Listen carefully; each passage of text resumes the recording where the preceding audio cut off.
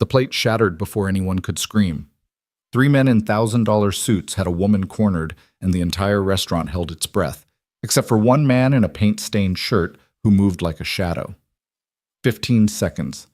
That's all it took for Ryan Carter to remind everyone that some men are built different. Stay with me until the end of this story, and comment which city you're watching from. I want to see how far this tale of courage travels. This is a story about the quiet protectors among us. The Friday night crowd at Romano's Italian restaurant hummed with the comfortable noise of families decompressing from the week, silverware clinking against ceramic plates, children's laughter bubbling up from corner booths, the aromatic symphony of garlic, basil, and fresh-baked bread filling the air like an edible embrace. In Cedar Falls, a town of 23,000 souls nestled in the heartland where everyone knew their neighbors and doors stayed unlocked, Romano's wasn't just a restaurant, it was a tradition. It was where Little League teams celebrated championships, where high school sweethearts had first dates, where generations gathered to mark the passages of life. Ryan Carter sat in booth 7, the same booth he'd occupied every Friday night for the past 3 years, his broad shoulders slightly hunched over a checkered tablecloth that had seen better days. At 36, Ryan carried himself with the careful economy of movement that comes from years of discipline, though most people in Cedar Falls just saw a tired single dad in work clothes. His plumber's shirt, navy blue with Carter & Sons Plumbing, embroidered in fading red thread, bore the honest stains of a week spent under sinks and crawling through basements. Paint flecks dotted his forearms, remnants of helping old Mrs. Henderson repaint her kitchen that afternoon, because that's what you did in Cedar Falls when your elderly neighbor needed help. Across from him, 8-year-old Zoe Carter was lost in her own world, her small fingers wrapped around a purple crayon as she meticulously colored a drawing of what appeared to be a dragon wearing a tutu. Her honey-brown hair, so much like her mother's it sometimes stopped Ryan's heart, fell in 2 neat braids down her back, tied with the rainbow ribbons she'd insisted on wearing that morning. She hummed tunelessly as she worked, occasionally pausing to examine her artistic choices with the gravity of a Renaissance master. "Daddy, do you think dragons can be ballerinas?" Zoe asked, without looking up, her voice carrying that particular blend of curiosity and absolute certainty that only 8-year-olds possess. Ryan felt the familiar tug in his chest, the one that came every time she called him Daddy, in that unselfconscious way, like he was her whole world. "I think dragons can be whatever they want to be, sweetheart," he replied, his voice rougher than he intended.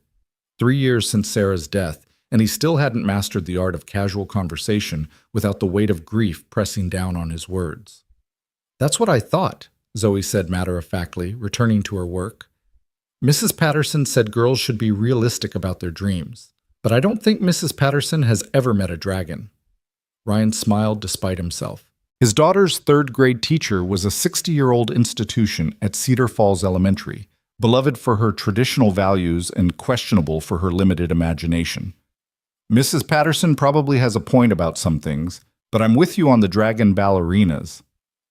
The waitress appeared, Maria Gonzalez, Romano's fixture for 15 years, who knew every regular's order by heart and kept pictures of her 3 grandchildren in her apron pocket. "The usual, Ryan? Large pepperoni, extra cheese, and a Sprite for the artist?" "You know us too well, Maria," Ryan said, and the routine of it felt like armor. Like, if he could just keep doing the same things in the same way, maybe the world would stay manageable. Maybe the nightmares would stay buried. Maybe he could be just a plumber, just a dad, and not the man he used to be. Maria winked at Zoe. "I'll bring extra crayons. I hear we're working on something important tonight."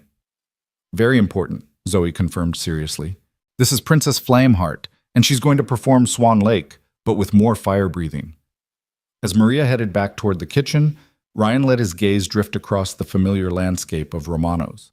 The Hendersons sat 3 booths down, celebrating their 40th anniversary with their children and grandchildren clustered around like satellites. Coach Morrison was at the bar, nursing his usual beer and probably replaying last night's basketball game in his mind. Cedar Falls High had lost by 2 points, a tragedy that would fuel coffee shop conversations for weeks. The Johnson twins, home from college, were attempting to recreate their teenage memories while their parents watched with indulgent smiles. This was the life Ryan had chosen. This was the life he'd fought for, the boring, beautiful ordinariness of it. The predictable rhythm of small-town Friday nights, where the biggest drama was usually someone's overcooked lasagna or the high school quarterback's latest romantic entanglement. He'd left the other world behind, the world of darkness and chaos, of split-second decisions and permanent consequences. The world where Ryan Carter wasn't a plumber, but a weapon, honed and deployed in places that didn't appear on maps, against enemies who existed in the shadows between official acknowledgement and complete denial. 8 years as a Navy SEAL, 4 deployments, missions he couldn't discuss with anyone who hadn't signed the same blood-inked contracts with fate. That Ryan Carter had died, or should have died, on a mission outside Kandahar when an IED had torn through their convoy. He'd survived, came home to Sarah's diagnosis, stage 4 breast cancer, the doctor had said with practiced sympathy, as if giving it a stage number made it more manageable, and spent 18 months watching the love of his life disappear by degrees. When Sarah died, he'd made a promise at her bedside, her hand so light in his it felt like holding a memory. He would give Zoe the childhood Sarah had dreamed of. Stability, safety, normal. So Ryan Carter the SEAL became Ryan Carter the plumber, inheriting his late father's business and his father's sensible approach to life. He bought a modest 3-bedroom house on Maple Street with a tire swing in the backyard that he'd hung on the old oak tree's strongest branch. He coached Zoe's soccer team, though his tactical approach to 8-year-old athletics sometimes raised eyebrows among the other parents. He attended parent-teacher conferences and baked, admittedly mediocre, cupcakes for school events, and learned to braid hair through YouTube videos watched late at night when the insomnia came. The nightmares still found him. They always would. But here, in the warm glow of Romano's on a Friday night with his daughter coloring dragons, Ryan could almost convince himself that the man he used to be was just a story he'd once heard about someone else. The door chimed as new customers entered, and Ryan's awareness flickered automatically, a survival instinct he'd never been able to fully suppress. 3 men, mid-30s to early 40s, expensive suits that didn't match Cedar Falls' usual Friday night casual attire. The first man wore a charcoal gray suit that probably cost more than Ryan's truck, his dark hair slicked back with the kind of precision that suggested a standing appointment with an expensive barber. The second was broader, built like a linebacker gone slightly soft around the middle, his navy suit straining across his shoulders. The third was lean and wiry, with the restless energy of a man who'd consumed too much coffee and not enough conscience. They didn't move like locals. They moved with the aggressive entitlement of men who were used to people getting out of their way. Ryan's internal threat assessment, a process he'd tried to suppress but couldn't, registered them as potential problems and then dismissed it. Cedar Falls was safe. This was his sanctuary. These were probably just businessmen passing through, stopping for dinner before heading to Des Moines or Minneapolis or wherever men in expensive suits went. He returned his attention to Zoe, who was now narrating Princess Flameheart's backstory in elaborate detail, something involving a tragic fire at the Royal Ballet Academy and a prophecy about dancing dragons bringing peace to the kingdom. Ryan made the appropriate sounds of interest, only half listening but wholly present in the way that matters to children, his entire being focused on this small person who'd become his entire reason for existing.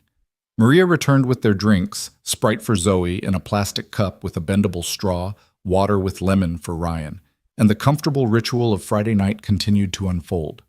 Around them, Cedar Falls lived its collective life, beautifully unaware that in booth 7 sat a man who'd killed more people than anyone in this restaurant could imagine, who'd led raids in 3 countries, who'd earned commendations that would never be publicly acknowledged, who'd seen things that would turn their small-town nightmares into waking screams. But that was then. This was now, and now was... The sound reached him before the conscious awareness of what he was hearing. A woman's voice, sharp with fear disguised as firmness. "I said no. Please leave me alone." Ryan's head turned automatically, his body responding before his mind had fully processed the input. 3 booths away, near the far wall where the lighting was slightly dimmer, the 3 men in suits had arranged themselves around a booth occupied by a single woman. She was mid-30s, Hispanic, with dark hair pulled back in a professional bun, wearing a blazer and slacks that suggested she'd come straight from an office. Her laptop was open in front of her, papers spread across the table. The setup of someone who'd chosen a restaurant booth as a temporary office because sometimes that was easier than going home to an empty apartment. The woman's posture was rigid, her hands visible on the table in a carefully non-threatening position, but her eyes, even from this distance, Ryan could read the calculation in her eyes, the trapped animal weighing its options. "Ms. Martinez," the man in the charcoal suit said, his voice carrying just enough to reach Ryan's ears.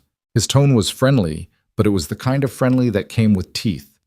"We're just trying to have a conversation. Our employer is a reasonable man. He's prepared to make a very generous offer." "I don't negotiate in restaurants," the woman, Martinez, replied, her voice steady despite the fear Ryan could detect underneath. "If your employer wants to discuss settlement terms, he can contact me through proper legal channels during business hours." The broader man leaned in closer, his hand coming to rest on the back of her booth seat, a gesture that was technically non-threatening but functionally a cage. "See, that's the thing. Our boss, he feels like maybe you're not taking his generous nature seriously. Maybe you need some help understanding the situation." Ryan's hand tightened around his water glass. Around him, Romano's continued its oblivious Friday night performance. The Hendersons were laughing at something their grandson said. Coach Morrison was arguing with the bartender about a referee's call. The ambient noise that had felt comforting 30 seconds ago now felt like static obscuring something important. "Daddy?" Zoe's voice cut through his focus. "Are you okay? You're making your thinking face." Ryan forced himself to breathe, to smile at his daughter. "I'm fine, sweetheart. Just remembered something I need to do at work Monday." The lie tasted familiar, shaped by years of practice. Sarah had always known when he was lying, but Zoe was 8, and 8-year-olds could still be protected with careful untruths. He tried to turn back to his daughter, to force himself to be present in this moment, to remember his promise to Sarah. This wasn't his problem. He'd left that life behind. Cedar Falls had police, good people who could handle a situation if it escalated. His job was to be Zoe's father, not to be the man who fixed problems with violence. But his peripheral vision kept that booth in constant awareness. The 3 men hadn't left. If anything, they'd moved closer, their body language shifting from aggressive friendliness to something darker. The lean, wiry one had positioned himself to block Martinez's exit from the booth. The broader man's hand had moved from the back of the seat to the table itself, his fingers drumming in a pattern that Ryan recognized from 1,000 interrogations he'd witnessed or conducted, the false casualness of someone preparing to escalate. "Miss Martinez," the charcoal suit continued, "you're making this harder than it needs to be. We know where your office is. We know about your apartment on 7th Street. We know you like to go running at Grant Park every morning at 6. We're just trying to help you understand that some cases aren't worth pursuing. Some fights, you can't win." The threat was naked now, stripped of any pretense of professional courtesy. Ryan watched Martinez's hands. They'd moved from the table to her lap, probably clutching her phone. Her eyes darted toward the front of the restaurant, calculating distances, exit routes, help that might or might not come. And still, Romano's hummed on, oblivious. Because this was Cedar Falls, where bad things didn't happen, where men in expensive suits didn't threaten lawyers in family restaurants, where the monsters stayed in movies and bedtime stories and faraway places that good people didn't have to think about. Ryan's heartbeat had slowed, dropping into that strange calm that always preceded action. It was happening again. The transformation he'd fought against for 3 years. His breathing became measured, automatic. His awareness expanded, cataloging everything. The positions of every person in the restaurant, the exits, the potential weapons, a steak knife at the next table, a wine bottle at the bar, his own body, always his own body. The angles of attack and defense, the timing required to neutralize 3 threats before they could respond. No. He pressed his palms flat against the table. No. That wasn't who he was anymore. He was Ryan Carter, plumber, single dad, coach of the worst 8 and under soccer team in Cedar Falls history. He was the man who helped Mrs. Henderson paint her kitchen and baked mediocre cupcakes and struggled with his daughter's math homework. He wasn't, "Please," Martinez said, her voice cracking slightly. "Just leave me alone." The broad man laughed, low and ugly. "Or what? You gonna call the cops in this little hick town? You think that matters? You think... His hand shot out, grabbing Martinez's wrist. Not hard enough to leave marks that would photograph well, but hard enough to hurt. Hard enough to terrify. Martinez tried to pull away, but his grip tightened. The charcoal suit leaned in closer, his voice dropping to a harsh whisper that carried clearly to Ryan's enhanced hearing. You have until Monday to drop the Castellanos case, or we stop being nice.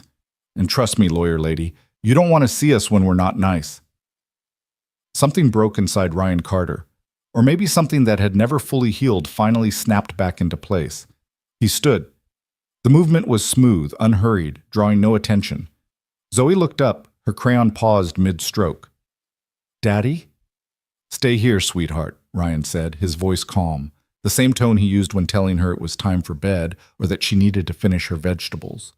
I'll be right back. Don't leave the booth. Okay, Zoe said, confusion flickering across her face, but trusting him the way children trust their parents, absolutely and without question. Ryan crossed the distance between booth 7 and Martinez's booth in 6 strides. He didn't run. He didn't hurry. He simply moved with the fluid economy of someone who'd spent thousands of hours learning how to move through space with maximum efficiency. The 3 men were so focused on Martinez they didn't notice him until he was already there, close enough that his shadow fell across their expensive suits.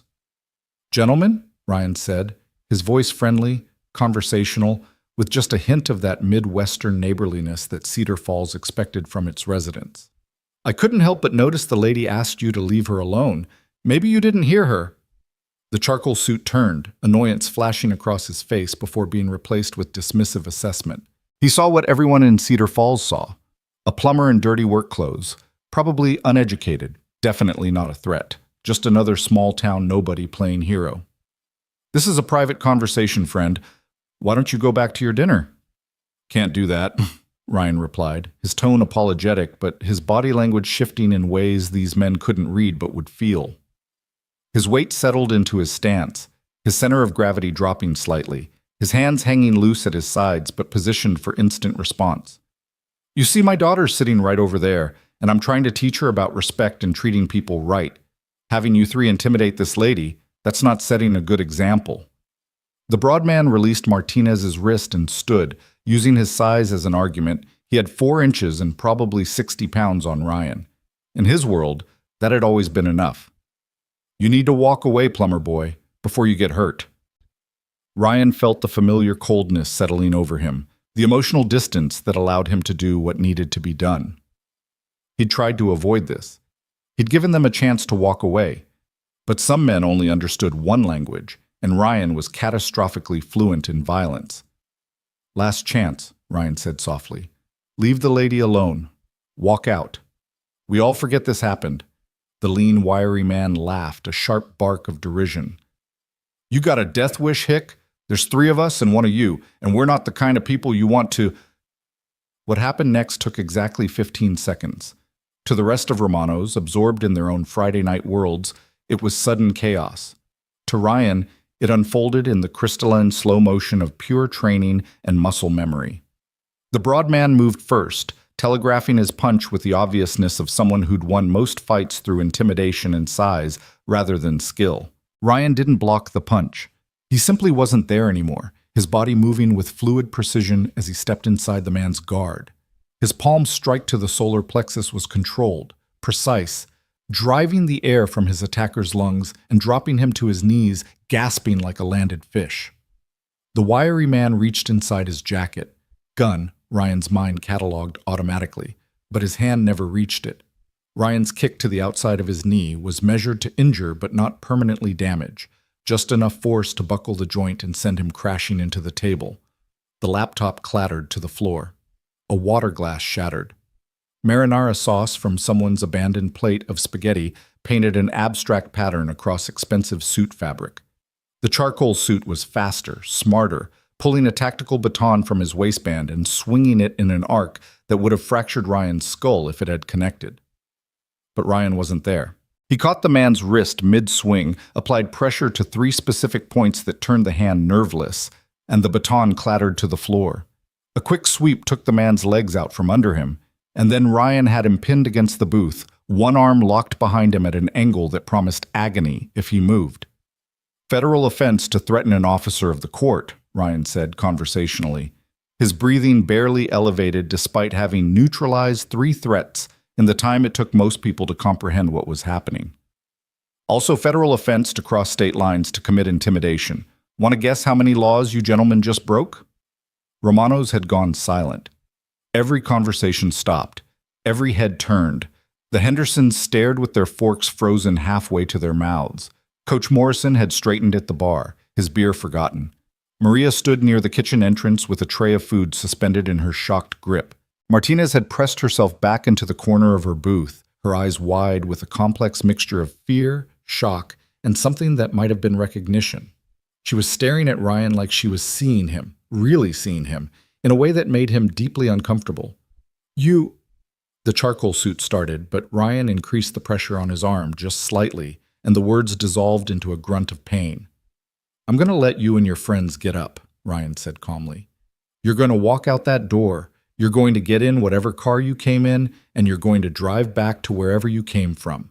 And you're never going to come near Miss Martinez again. We clear?" "You have no idea who you're—" "Crystal clear," Ryan interrupted, his voice dropping to a register that carried absolutely no warmth, no humanity, the voice of a man who'd delivered final warnings to enemies in a dozen languages across 3 continents. "Because if I see you again, if I hear you came back, if Miss Martinez so much as mentions your names in connection with anything that makes her uncomfortable, I will find you, and you will discover that there are worse things than federal prison. Are we understanding each other?" The charcoal suit's face had gone pale. Something in Ryan's voice, in his eyes, had communicated what mere physical dominance couldn't, that this man was genuinely, catastrophically dangerous. "We understand," he managed. Ryan released him, stepped back, his hands returning to his sides but his body still coiled, ready. The 3 men scrambled to their feet with varying degrees of coordination. The broad man was still struggling to breathe normally. The wiry man's knee gave out once, forcing him to grab the table for support. The charcoal suit's right hand hung useless at his side, the nerves still screaming. They limped toward the exit, their expensive suits disheveled and sauce-stained, their dignity left somewhere on Romano's floor amid the broken glass and scattered papers. The entire restaurant watched them go in stunned silence. The door chimed as they pushed through it, and then they were gone, leaving behind only the settling dust of violence and the lingering electricity of potential disaster averted. Ryan turned to Martinez. "Are you okay, ma'am?" She nodded slowly, still staring at him with those 2 knowing eyes. Yes. Thank you. You didn't have to—" "Yes, I did," Ryan said simply. He bent down, gathering her scattered papers with careful hands, stacking them neatly and placing them back on her table. His movements were gentle now, utterly at odds with what those same hands had done 15 seconds ago. "You might want to file a police report. I'll give a statement if you need one." "Who are you?" Martinez asked, her voice carrying something beyond simple curiosity. "That wasn't— people don't move like that. Those weren't normal reflexes. You're just a concerned citizen," Ryan interrupted, forcing a smile that probably looked wrong, too mechanical. "Really, I'm nobody. Just— my daddy was in the Navy." The voice cut through the silence like a bell, clear and proud and completely, devastatingly innocent.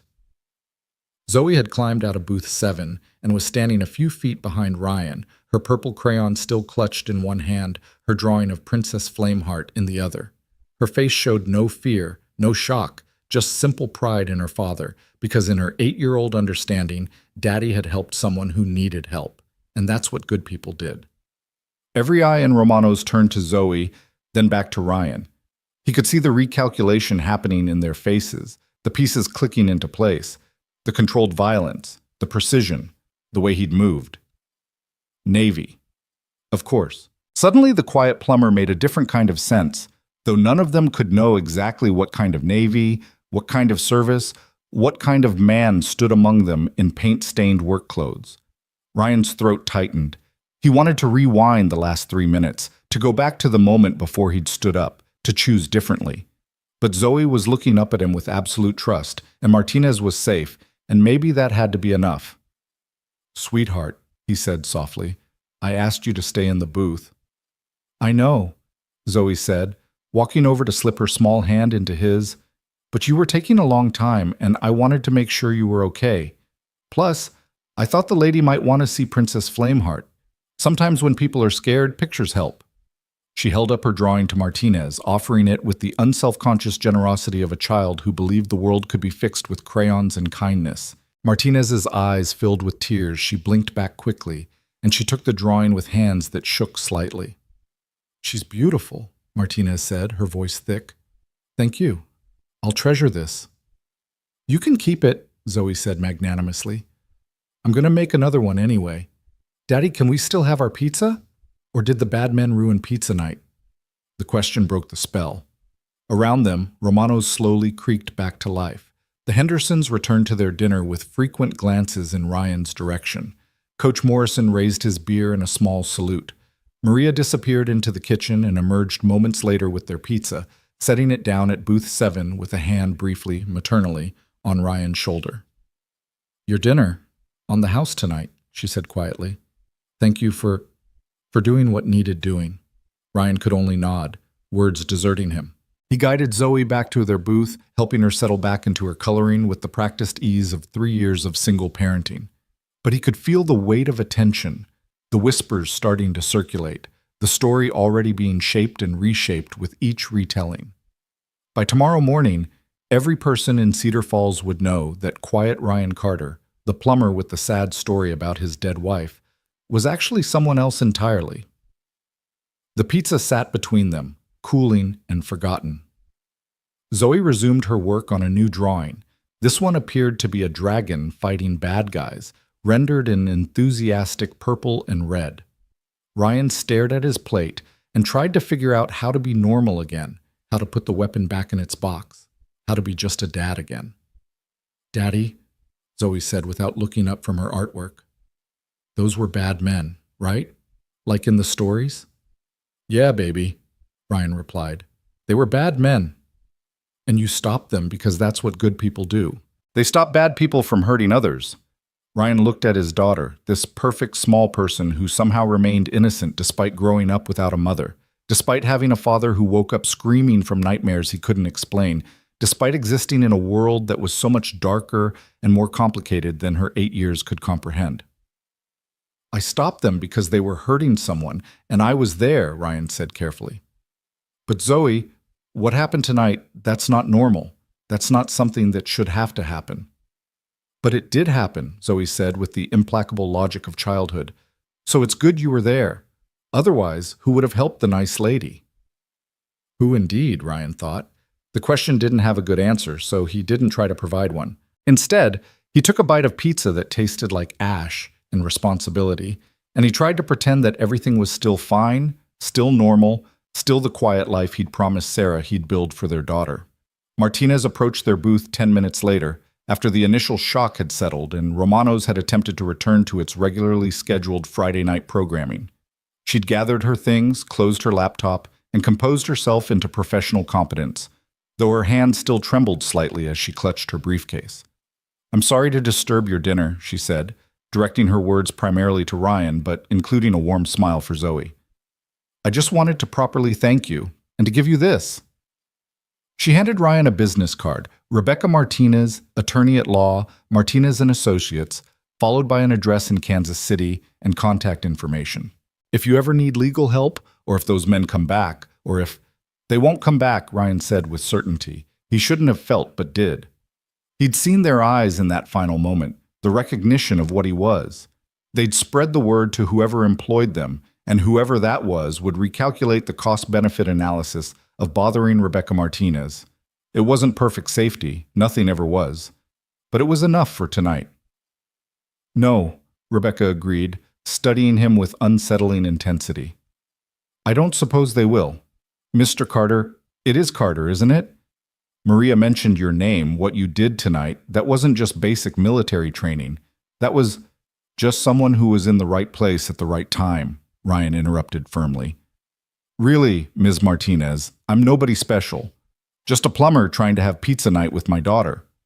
Rebecca looked like she wanted to argue, to push, to ask the questions that were clearly burning behind her careful lawyer's eyes. But she glanced at Zoe, who was watching the exchange with interest while munching on a slice of pepperoni pizza, and some calculation passed across her face. "Of course," she said finally.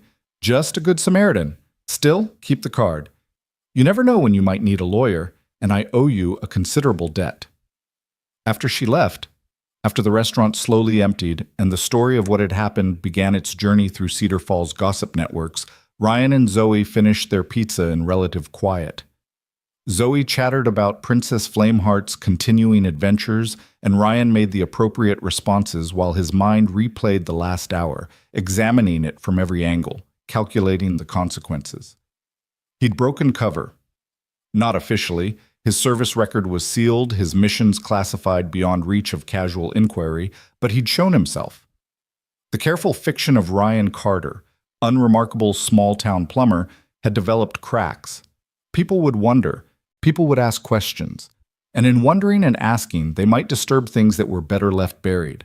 But the alternative had been standing by while 3 men terrorized a woman in front of his daughter. That wasn't a choice he could have made and still lived with himself. Sarah would have understood that. She'd always known what he was underneath the attempt at normalcy, and she'd loved him anyway, loved him for trying to be better than what the Navy had made him. "Time to go home, sweetheart," Ryan said as Zoe finished her last bite of pizza. "You've got soccer tomorrow morning, remember?" "Oh, Daddy," Zoe groaned dramatically. "I'm terrible at soccer. Everyone knows I'm terrible at soccer." "You're enthusiastically terrible," Ryan corrected, pulling out his wallet to leave cash for the tip, despite Maria's insistence that dinner was free. He left $40 anyway. "There's a difference. Plus, you're getting better. You almost kicked the ball in the right direction last week." "I kicked it into our own goal, Daddy. That's literally the wrong direction." "But with great enthusiasm," Ryan maintained, helping her gather her crayons and drawings. "And enthusiasm counts for a lot." They walked out into the cool October evening. Cedar Falls spread around them in comfortable darkness broken by streetlights and the warm glow of windows. The town looked the same as it had when they'd arrived 2 hours ago, but something fundamental had shifted. Ryan could feel it in the way people's eyes had followed them out, in the weight of new knowledge settling over his carefully constructed anonymity. In his truck, an 11-year-old Ford with paint cans rattling in the bed and Zoe's booster seat secured in the back, Ryan paused before starting the engine.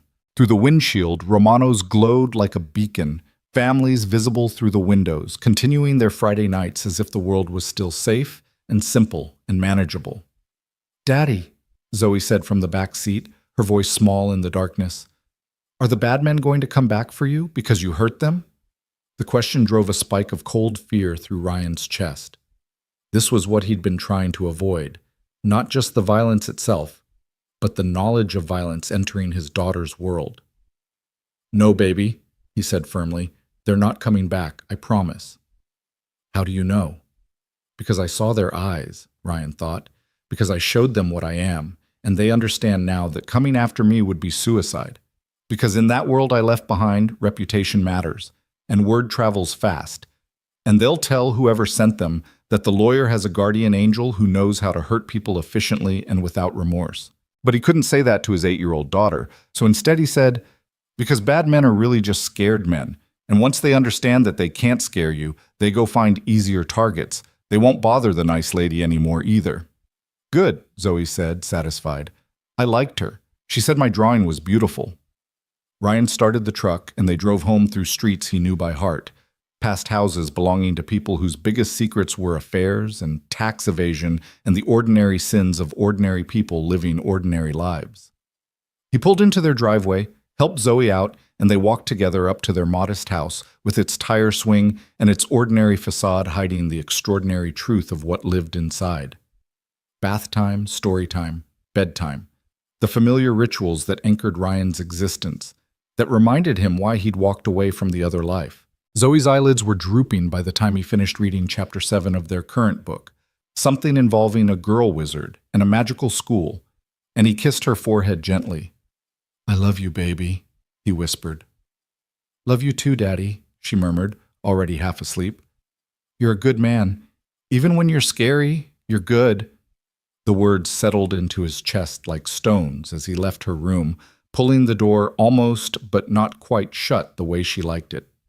Downstairs, in his kitchen with its aging appliances and its pictures of Sarah smiling from every wall, Ryan poured himself a bourbon he didn't drink and stood at the window looking out at his backyard, at the tire swing moving slightly in the night breeze. His phone buzzed, a text from an unknown number. "Thank you again. If you ever need anything, I mean it. Rebecca Martinez." Ryan almost deleted it, almost blocked the number, almost reinforced the walls he'd built around this new life. But something stopped him. Maybe the memory of her eyes, too knowing and too afraid. Maybe the recognition that some people carried burdens that casual intervention couldn't fix. Maybe just the exhausted acknowledgement that tonight had changed things in ways he couldn't fully control. He saved the number instead and finally drank the bourbon, letting it burn away the adrenaline, the muscle memory, the ghost of who he used to be. Outside, Cedar Falls slept peacefully, protected by ordinary men and women doing ordinary jobs, and by at least one extraordinary man trying desperately to be ordinary. Trying and failing, and maybe, just maybe, that failure was its own kind of purpose. Ryan Carter went to bed that night knowing that his quiet life had developed cracks. What he didn't know, couldn't know, was that Rebecca Martinez would return. That the past he'd buried wasn't as dead as he'd believed. That some debts transcend death and some promises outlive the people who made them. That 15 seconds in a restaurant would set in motion a chain of events that would force him to choose between the man he wanted to be and the man he'd been trained to become. But that knowledge would come later. Tonight, in the darkness of his bedroom where Sarah's picture still sat on his nightstand, Ryan simply closed his eyes and tried to find sleep that would hopefully be dreamless, in a town that would never quite look at him the same way again, with a daughter who believed her father was a hero and a stranger with haunted eyes who'd seen past his carefully constructed disguise to the weapon underneath. The quiet protector had shown himself. And in showing himself, he'd reminded everyone, including himself, that some men are built different. Some men carry war inside them, like a second skeleton, and no amount of paint-stained shirts and Friday night pizzas can completely hide what they are. Ryan Carter was such a man. And Cedar Falls, for better or worse, now knew it. The knock came 3 days later, on a Monday morning when Ryan was elbow-deep in Mrs. Patterson's kitchen sink, fighting with a disposal unit that had apparently decided to consume a fork and die in the process. Zoe was at school, learning about fractions and state capitals, blissfully unaware that her father's carefully reconstructed life was about to face its first real test since that Friday night at Romano's. Ryan heard his phone buzzing in his tool bag but ignored it, focusing instead on the corroded bolt that stood between him and fixing this particular problem. Mrs. Patterson hovered in the doorway, offering commentary about how her late husband would have fixed this, God rest his soul. And did Ryan think the whole unit needed replacing because the Hendersons had just had theirs replaced and it cost nearly $400? "I can get this working, Mrs. Patterson," Ryan assured her, applying torque in measured increments. "No need to replace the whole—" The bolt finally gave way with a satisfying crack. "There we go. Good as new in about 10 minutes. His phone buzzed again. And again. On the fourth buzz, Mrs. Patterson said pointedly, "Sounds like someone really needs to talk to you, dear. I can wait. At my age, patience is about all I've got left besides my cats and my opinions." Ryan wiped his hands on his work rag and pulled out his phone, expecting maybe Zoe's school. She'd been fighting a cold last week. Or possibly Coach Morrison about practice schedule changes. What he found instead were 4 missed calls and 3 text messages, all from the number he'd saved as Rebecca Martinez. The texts were brief, increasingly urgent. "Mr. Carter, I need to speak with you. It's important. Please call me when you get this. It's about Friday night. I'm in Cedar Falls. Can we meet? It's urgent." Ryan's jaw tightened. He'd spent 3 days watching his life return to something approximating normal, fielding questions from neighbors and parents at soccer practice with careful non-answers, letting the story of Friday night settle into town legend without feeding it additional fuel. The last thing he needed was the woman at the center of that story showing up to resurrect it. He texted back, "Working. Can this wait?" The response came in seconds. "I'm parked outside your house. I'll wait." This is about your service record and the men from Friday. You need to hear what I know. The word service record hit Ryan like ice water. His service record was sealed, buried under classifications and need-to-know restrictions that should have made it inaccessible to civilian lawyers from Kansas City. If Rebecca Martinez had somehow accessed it, that meant she had connections, resources, and a level of determination that transformed her from grateful victim to potential threat. Mrs. Patterson, Ryan said, his voice calm despite the adrenaline starting to move through his system. I need to run home for about 30 minutes. Emergency with my daughter's school. I'll come back and finish this up. No charge for the interruption. Mrs. Patterson's expression suggested she knew he was lying, but had decided to grant him the courtesy of pretending otherwise. You go take care of what you need to take care of, Ryan. The disposal can wait. Some things can't. 20 minutes later, Ryan pulled into his driveway to find a silver Lexus sedan parked at the curb, looking as out of place on Maple Street as a diamond in a toolbox. Rebecca Martinez sat in the driver's seat, dressed in a charcoal gray suit that probably cost more than his monthly mortgage, her dark hair pulled back severely, professional armor firmly in place. She looked like she hadn't slept well since Friday, shadows under her eyes that makeup couldn't quite conceal. Ryan approached the car and she got out, extending her hand with formal courtesy. Mr. Carter, thank you for seeing me. I know I should have called ahead properly, but how did you get my address? Ryan interrupted, not taking her hand. And what did you mean about my service record? Rebecca's professional composure cracked slightly. Can we talk inside? This isn't a conversation for the street. Please. I drove 3 hours because what I need to tell you can't wait, and it definitely can't be said where neighbors might overhear. Ryan wanted to refuse, to send her back to Kansas City with a polite dismissal and a reminder that he'd done what any decent person would do and that didn't entitle her to invade his life. But the genuine fear in her eyes, the desperation poorly hidden under her lawyer's facade, tugged at instincts he'd tried to bury. He recognized that look. He'd seen it on the faces of people who'd stumbled into something bigger than themselves. People who suddenly understood they were swimming in deeper water than they'd realized. 30 minutes, Ryan said curtly. Then you leave, and you don't come back. We clear? Crystal clear, Rebecca agreed, and something in the way she said it suggested she'd heard those exact words before, in that exact tone, from someone else. Inside his house, Ryan didn't offer coffee or attempt hospitality. He stood in his living room with his arms crossed, very deliberately not inviting Rebecca to sit, keeping this interaction as brief and impersonal as possible. Sarah smiled at him from a dozen picture frames, their wedding day, holding newborn Zoe, that vacation to Yellowstone 2 months before the diagnosis, silent witness to this intrusion into the sanctuary they'd built together. Rebecca stood near the door, clutching her briefcase like a shield. I'm going to tell you things that will sound paranoid or crazy, she began. I need you to hear me out before you decide I'm either. Can you do that? 30 minutes, Ryan repeated. Clock's already running. Rebecca took a breath, and Ryan watched her make the same decision he'd seen soldiers make before patrol, the choice to step forward into danger because staying still wasn't an option. The men who cornered me Friday night work for Victor Castellanos. Does that name mean anything to you? Ryan kept his face carefully neutral, but internally pieces were clicking together. Victor Castellanos. Defense contractor. Multiple Pentagon contracts. Rumors of corner-cutting and falsified testing data that had circulated through military channels like toxic smoke. If you'd served in the past decade, you'd heard the name, usually followed by curses. I know who he is, Ryan said carefully. Major supplier of military equipment. Why? Because I'm the lawyer trying to prove that Castellanos Defense Systems knowingly sold defective body armor to the military, Rebecca said, her voice steady despite the weight of what she was saying. Armor that failed in combat, armor that got people killed, specifically armor that got my father killed in Kandahar 3 years ago, along with 19 other soldiers in his unit. The room seemed to contract. Kandahar, 3 years ago.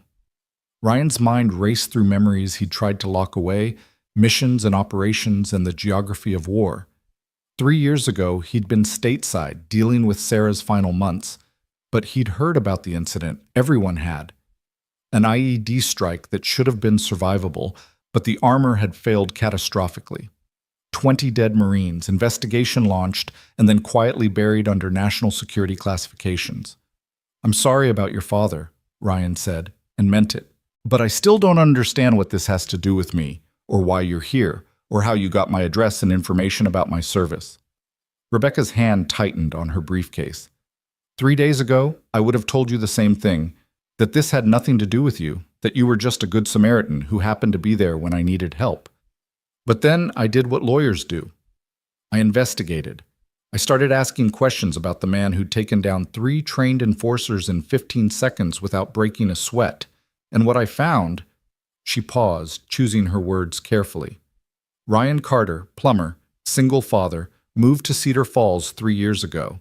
Before that Navy service, but all the details are sealed under classifications that shouldn't exist for ordinary sailors. No social media presence, no digital footprint beyond the absolute minimum. A ghost who suddenly materialized in small-town Iowa with a daughter and a dead wife and a very specific set of skills. Ryan's expression went cold. "You had no right to dig into my life." "You're right," Rebecca agreed immediately. "Under normal circumstances, I'd agree completely. But these aren't normal circumstances. Because when I started looking into you, other people noticed. Specifically, Victor Castellanos noticed. Or rather, his intelligence network noticed. And this morning, I received a very clear message through an intermediary. Drop the case, or everyone I care about will suffer, starting with the helpful plumber who stuck his nose where it didn't belong." The threat crystallized the situation instantly. Ryan moved to his front window, scanning the street with trained eyes. Everything looked normal. Mrs. Henderson walking her terrier, the mailman making his rounds, kids riding bikes home from school. But normal was exactly what surveillance teams aimed for. If Castellanos had the resources Rebecca was implying, they could be watching right now. "You led them right to me," Ryan said quietly, the anger he felt bleeding into his voice despite his efforts at control. "You drove here, in your own car, probably without checking if you were being followed. You brought this to my doorstep." Rebecca's face paled. I didn't think. I was careful. I made sure no one—" "Careful isn't the same as trained," Ryan cut her off. "If Castellanos has the kind of operation you're describing, careful doesn't matter. They have your phone tracked, your car tagged, probably your credit cards monitored. Coming here was the worst possible move you could have made." "Then I'm sorry," Rebecca said, and now there were tears threatening behind her professional composure. "I'm so sorry, but I didn't know where else to go. My father died because Victor Castellanos sold defective armor and covered it up. I have evidence. Documents he died getting out of a classified facility, test results that prove the armor failed specifications, emails showing Castellanos knew and sold it anyway. 20 Marines died, Ryan. 20 men and women who trusted that the equipment they wore would protect them, and Castellanos made $40 million. Ryan closed his eyes, fighting against the pull of old loyalties, old obligations. This wasn't his fight. He'd left that world behind. His duty now was to Zoe, to the quiet life, to the promise he'd made Sarah. Getting involved in a case against a major defense contractor with the resources to threaten federal witnesses was the opposite of keeping his head down and protecting his daughter. But 20 Marines, defective armor, the kind of corruption that murdered people wrapped in the flag and justified by national security. This was exactly the kind of thing he'd joined the Navy to fight, even if the enemy wore suits instead of uniforms. "Show me the evidence," Ryan heard himself say, hating the words even as they left his mouth. Rebecca's relief was palpable. She opened her briefcase with shaking hands and pulled out a slim folder, setting it on Ryan's coffee table. "These are copies. The originals are in a safety deposit box in 3 different banks under 3 different names. My father was a Marine captain, Intelligence Division. He'd been investigating equipment failures for 6 months when he was killed. He sent these to me 2 days before he died with instructions to get them to the right people if anything happened to him." Ryan opened the folder. Inside were technical specifications for body armor, test results showing failure rates far above acceptable standards, and a series of emails between Castellanos executives discussing how to bury the data and push the product to deployment anyway. The casual way they discussed soldiers' lives, acceptable risk factors, and statistical anomalies within projected parameters made Ryan's stomach turn. One email stood out, dated 2 weeks before the Kandahar incident. Rodriguez is asking too many questions, taking care of it. Product ships on schedule. Taking care of it, Ryan read aloud. Your father, Captain Benjamin Rodriguez, Rebecca said, her voice thick with emotion she was fighting to control. He was 52 years old. He loved terrible jokes, and he taught me to play chess, and he believed in the Corps with everything he had. And Victor Castellanos had him killed because he was going to expose this. The official report said IED, Ryan said, but it was a question. The official report said a lot of things. But my father's commanding officer, off the record, after he'd had enough whiskey to drown his conscience, told me the IED shouldn't have been lethal. The armor should have stopped the shrapnel. That's its entire purpose. But it failed, across 20 Marines, all wearing Castellanos equipment. One device shouldn't have killed that many people, Ryan. Not unless their protection was defective. Ryan studied the documents, his mind automatically shifting into operational analysis.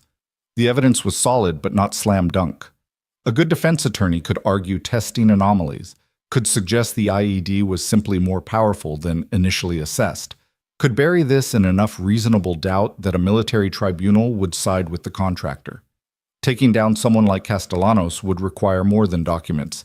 It would require testimony, corroboration, and a willingness to wade through legal warfare that could last years. Why haven't you gone to the DOJ or the Pentagon Inspector General? Ryan asked.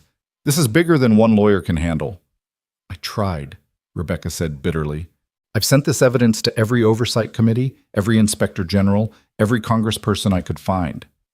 And either I get ignored or I get polite letters thanking me for my concern and assuring me the matter is being investigated. Meanwhile, Castellanos keeps operating, keeps supplying equipment, keeps making money. The system is designed to protect people like him, not to prosecute them. So you decided to file a civil suit instead.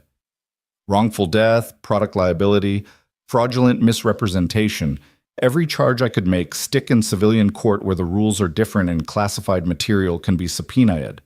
I was making progress, getting depositions, building a case. And then Castellanos' people found me in Cedar Falls and made it very clear that progress was going to cost me everything I cared about. Ryan closed the folder and pushed it back across the table. I'm sorry for your loss, Ms. Martinez. I'm sorry about what happened to your father and those Marines, but this isn't my fight. I have a daughter to protect, a life I've built that doesn't include taking on defense contractors and their enforcement teams. You need to take this evidence to the FBI, go into witness protection if necessary, and let people whose job it is to handle this kind of thing do their job. The FBI can't protect me, Rebecca said desperately. Don't you understand? Castellanos has connections at every level. The only reason I'm still alive is because killing a lawyer pursuing a public case would raise too many questions. But you're nobody official. You're a plumber who interfered. He can make you disappear without any connection to the case, and no one would question it. The words hit home because they were true. Ryan had been thinking it himself since she'd mentioned Castellanos' name. By getting involved Friday night, he'd painted a target on his back without realizing it. But there was a vast difference between being targeted and actively stepping deeper into the line of fire. That's all the more reason for me to stay out of it, Ryan said firmly. You should go, Ms. Martinez. Forget you came here. Forget I exist. Find another way to fight your fight, one that doesn't involve me or my daughter. Rebecca stood slowly, defeat written across her features. She gathered her briefcase and moved toward the door, then paused. My father saved a Navy SEAL's life. Did you know that? It was classified, part of an operation that officially never happened. But he told me about it once, after too much wine at Thanksgiving. Said he'd pulled a wounded SEAL out of an ambush, carried him 2 miles to an extraction point while taking fire. Said that SEAL went on to save a lot of other lives. Ryan's blood went cold. What are you saying? I'm saying my father was in Kandahar in 2017, attached to Special Operations. I'm saying the wounded SEAL he pulled out was named Carter. I'm saying the man who saved your life died trying to expose the corruption that got 20 of his Marines killed. And now I'm asking you, begging you, to honor that debt. The room spun. Ryan grabbed the back of his couch to steady himself, memories flooding back with brutal clarity. the ambush outside Kandahar, the bullet that had shattered his femur, the Marine officer who'd appeared out of nowhere, hauling Ryan over his shoulder while enemy fire stitched the ground around them. The face he'd seen for maybe 30 seconds before shock and blood loss had taken him under. Weathered, determined, decorated with old scars and new worry lines. Captain Benjamin Rodriguez. The man who'd saved Ryan's life had died 3 years later because of defective armor sold by a contractor who valued profit over protection. "You should have led with that," Ryan said, his voice hoarse. "Would it have changed anything?" Rebecca asked. "Or would you have just felt guilty while still saying no?" Honest question. Ryan didn't have an honest answer. He walked to the window again, staring out at Maple Street, at the carefully ordinary life he'd built on the foundation of promises and losses, and the desperate hope that he could be something other than what the Navy had made him. If he helped Rebecca, that life would be at risk. Castellanos' people would come for him, would threaten Zoe, would drag him back into the world of violence he'd sworn to leave behind.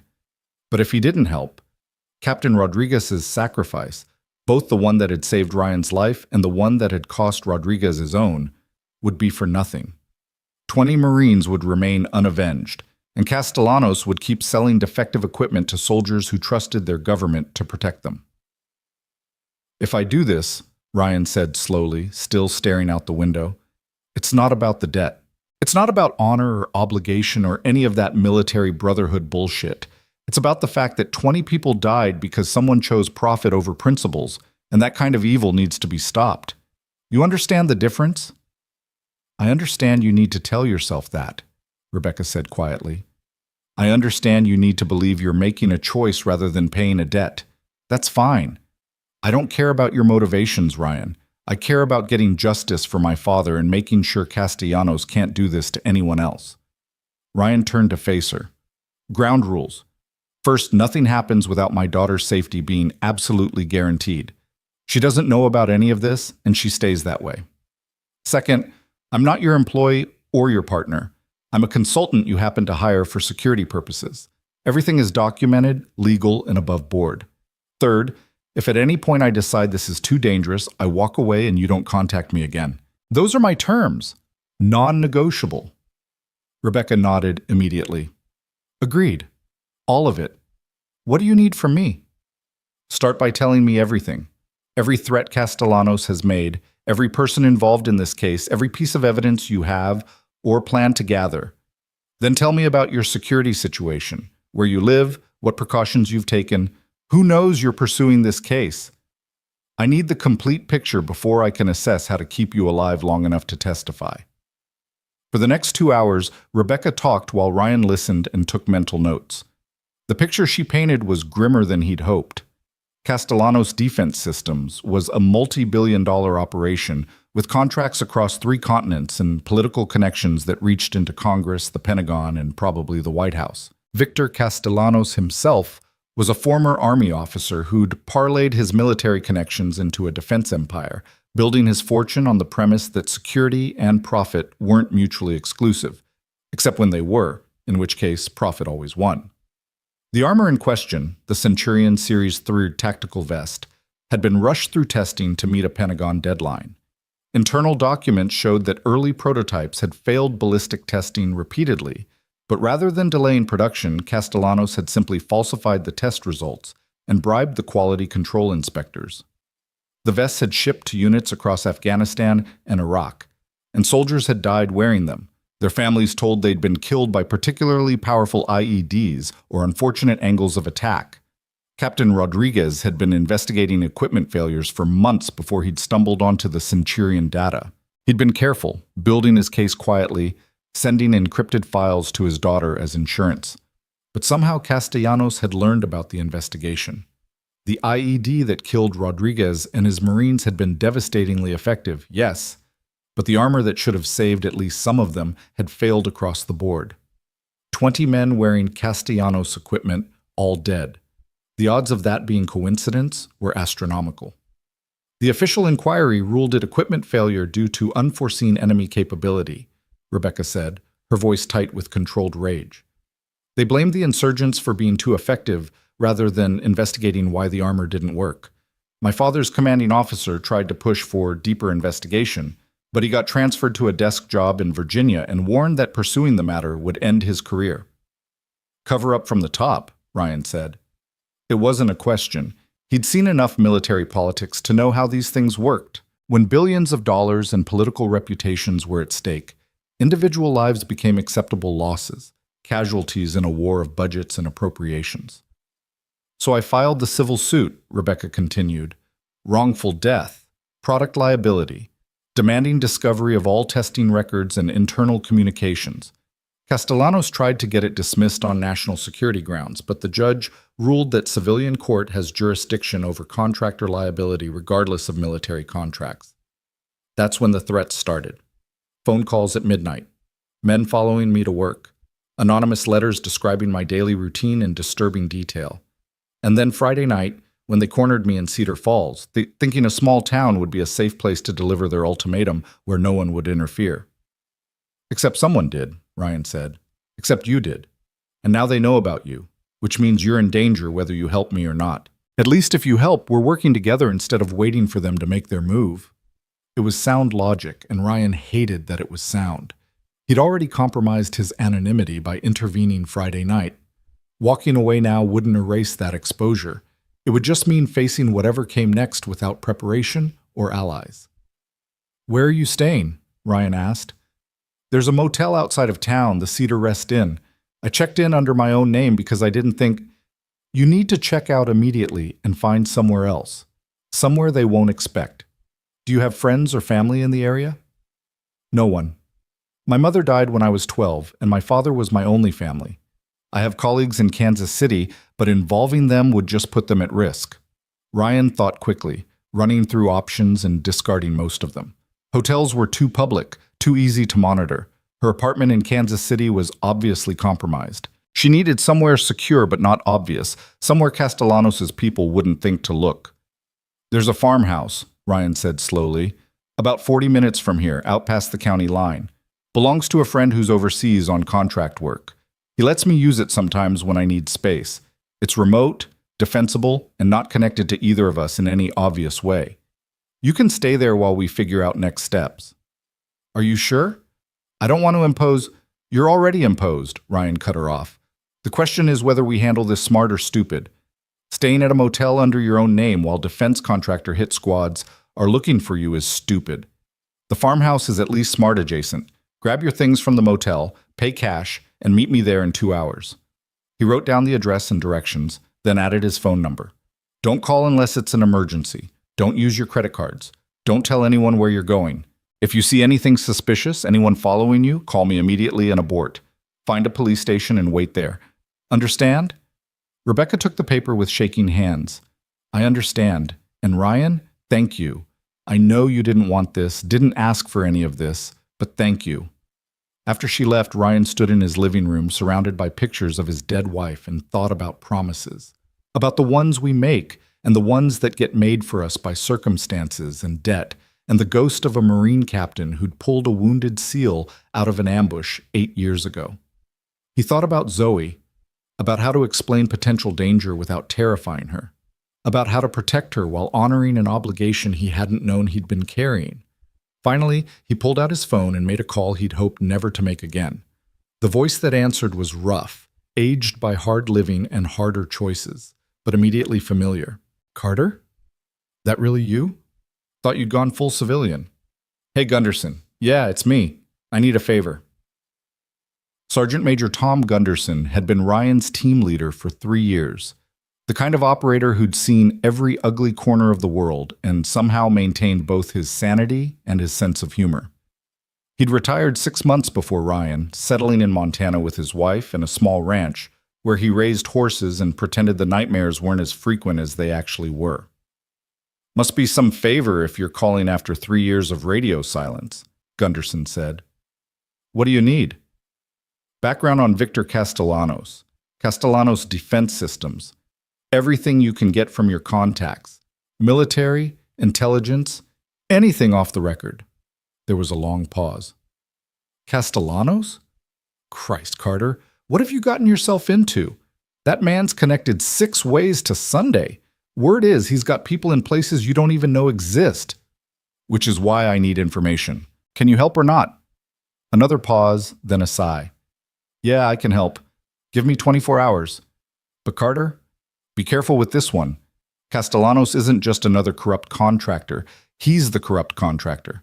The one everyone knows about, but no one touches, because touching him means your career ends at best and your body gets found in a ditch at worst. Noted. And Gunderson? Thanks. Don't thank me yet. I haven't told you what this favor's gonna cost. Ryan smiled despite himself. Send me a bill. He ended the call and looked at the clock. 3:15. Zoe would be out of school in 45 minutes. He needed to pick her up, act normal, maintain the carefully constructed routine that kept her world stable and safe. Then tonight, after she was asleep, he'd need to drive out to the farmhouse and make sure Rebecca had arrived safely, that she understood the security protocols, that she wasn't leading Castellanos' people straight to another location that would need defending. His peaceful life had lasted exactly 3 years, 2 months, and 17 days.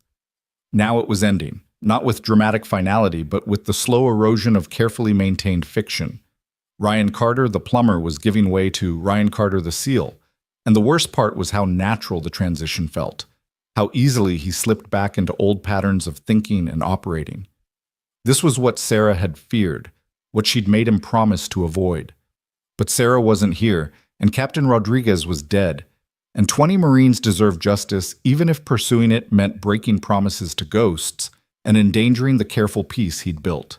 Ryan grabbed his keys and headed for Zoe's school, trying to figure out how to explain to an 8-year-old that their quiet life was about to become complicated without explaining any of the details that would terrify her. Maybe he couldn't.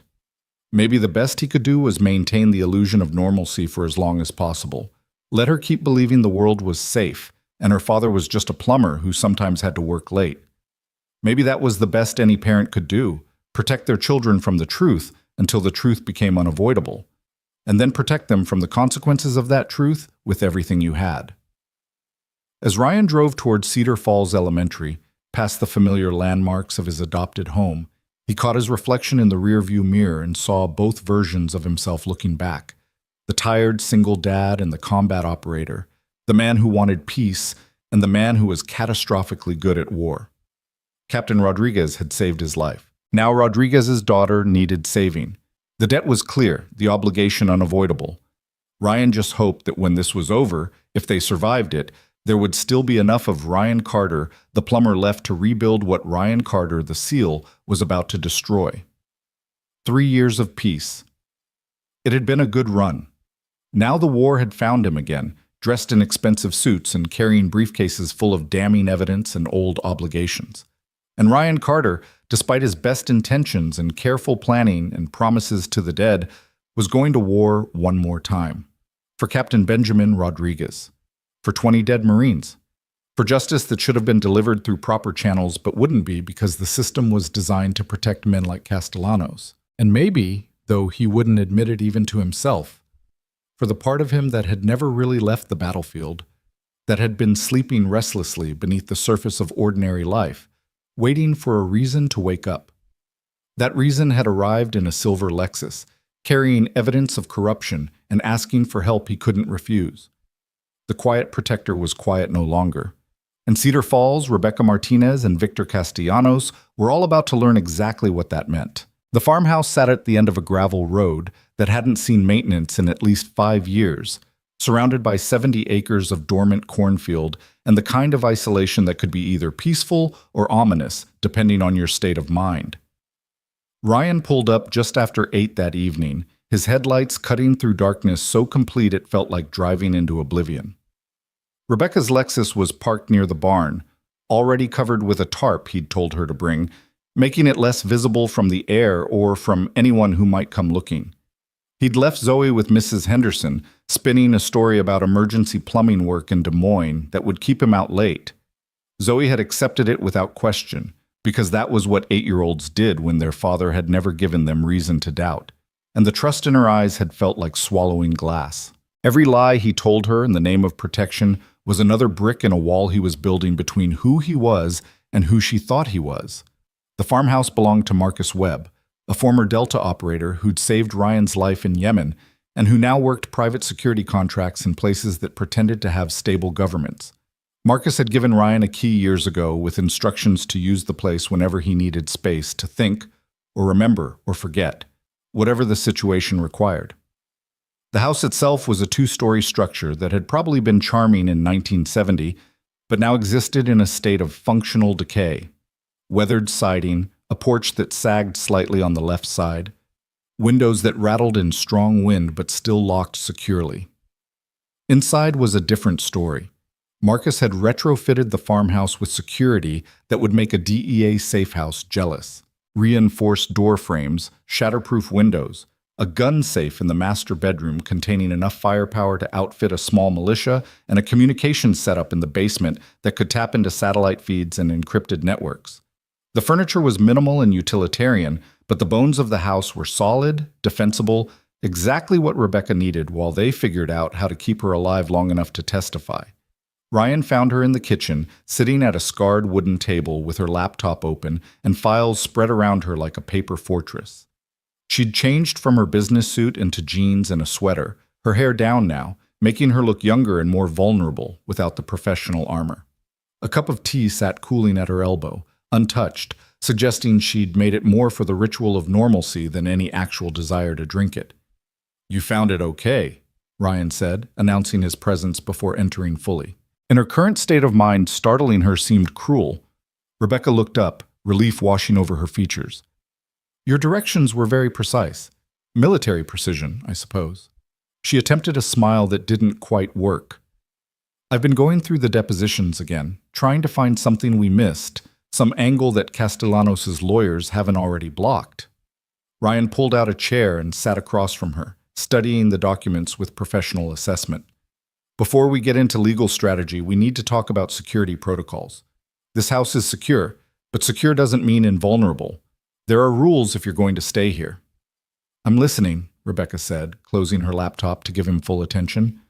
"First, no phone calls except on the burner I'm going to give you, and only to numbers I've cleared. Your personal phone stays off unless absolutely necessary, and when you do use it, assume everything you say is being monitored. Second, you don't leave this property without me. Not for groceries, not for fresh air, not for any reason. Third, if I tell you to do something in an emergency, you do it immediately without questions or arguments. Those 3 seconds you spend asking why could be the difference between living and dying." Rebecca nodded slowly. "You really think Castellanos would send people here to kill me?" "I think Castellanos has billions of dollars at stake and a history of making problems disappear," Ryan said bluntly.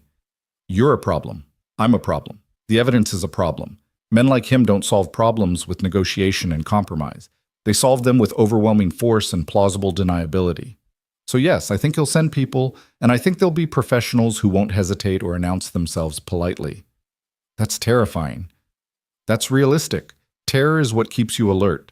Complacency is what gets you killed." Rebecca wrapped her hands around her teacup, seeking warmth or comfort from its presence. "How do you live like this? Always thinking about threats and contingencies and who might be trying to kill you. How did you do it for 8 years?" "You compartmentalize," Ryan said. "You put the fear in a box, acknowledge it's there, and then you focus on the mission. The mission is keeping you alive and building a case strong enough to put Castellanos away. Everything else is noise." "And your daughter? How do you compartmentalize her?" The question hit harder than Rebecca probably intended. Ryan was quiet for a moment, thinking about Zoe coloring her dragons at Mrs. Henderson's house, blissfully unaware that her father was sitting in a farmhouse planning how to protect a lawyer from defense contractor assassins. "I don't," he admitted. "Zoe's the one thing I can't put in a box. She's why I left the Navy, why I became a plumber, why I've spent 3 years trying to be normal. And now I'm risking all of that because your father saved my life, and 20 Marines deserve justice. So don't ask me how I live like this, because the truth is I don't. I'm improvising and hoping I can keep all the pieces from falling apart." Rebecca's eyes glistened with tears she refused to let fall. "I'm sorry. I keep saying that, but I mean it. I'm sorry your life got dragged into this. I'm sorry about your wife, and I'm sorry you have to choose between protecting your daughter and honoring a debt to a dead man who saved you.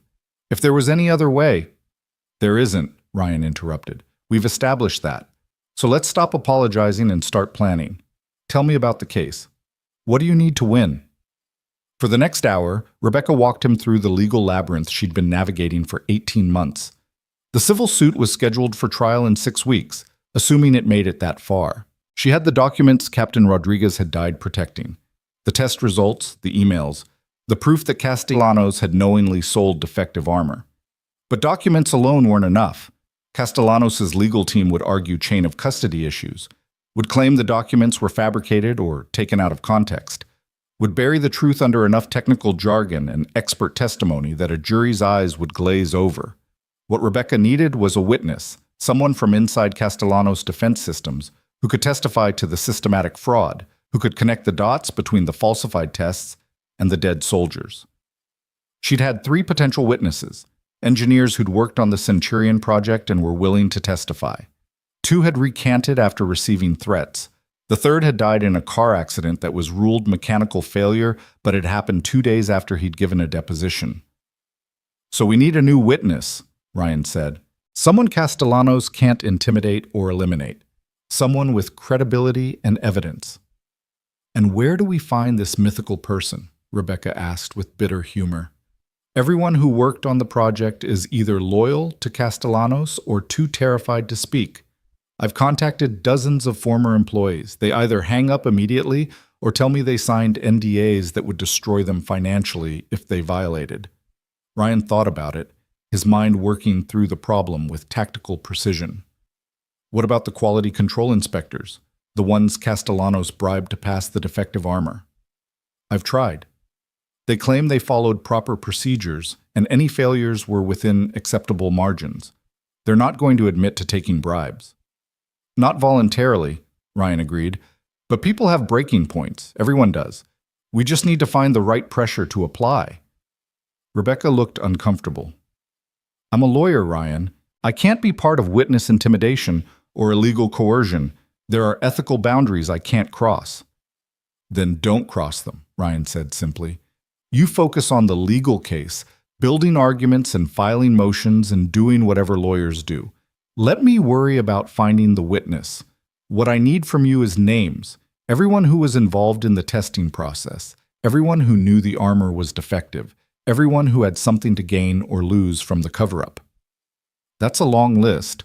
Start with the top 3, the ones most likely to break if pushed correctly." Rebecca pulled up a file on her laptop, scrolling through names and positions. Daniel Morrison, lead quality control inspector for the Pentagon contract. He signed off on all the testing reports despite the failures. Thomas Chen, project manager for the Centurion series. He would have known every detail of the development process. And Sarah Vance, Castellanos' former executive assistant. She was fired 6 months ago after she started asking questions about discrepancies in the documentation.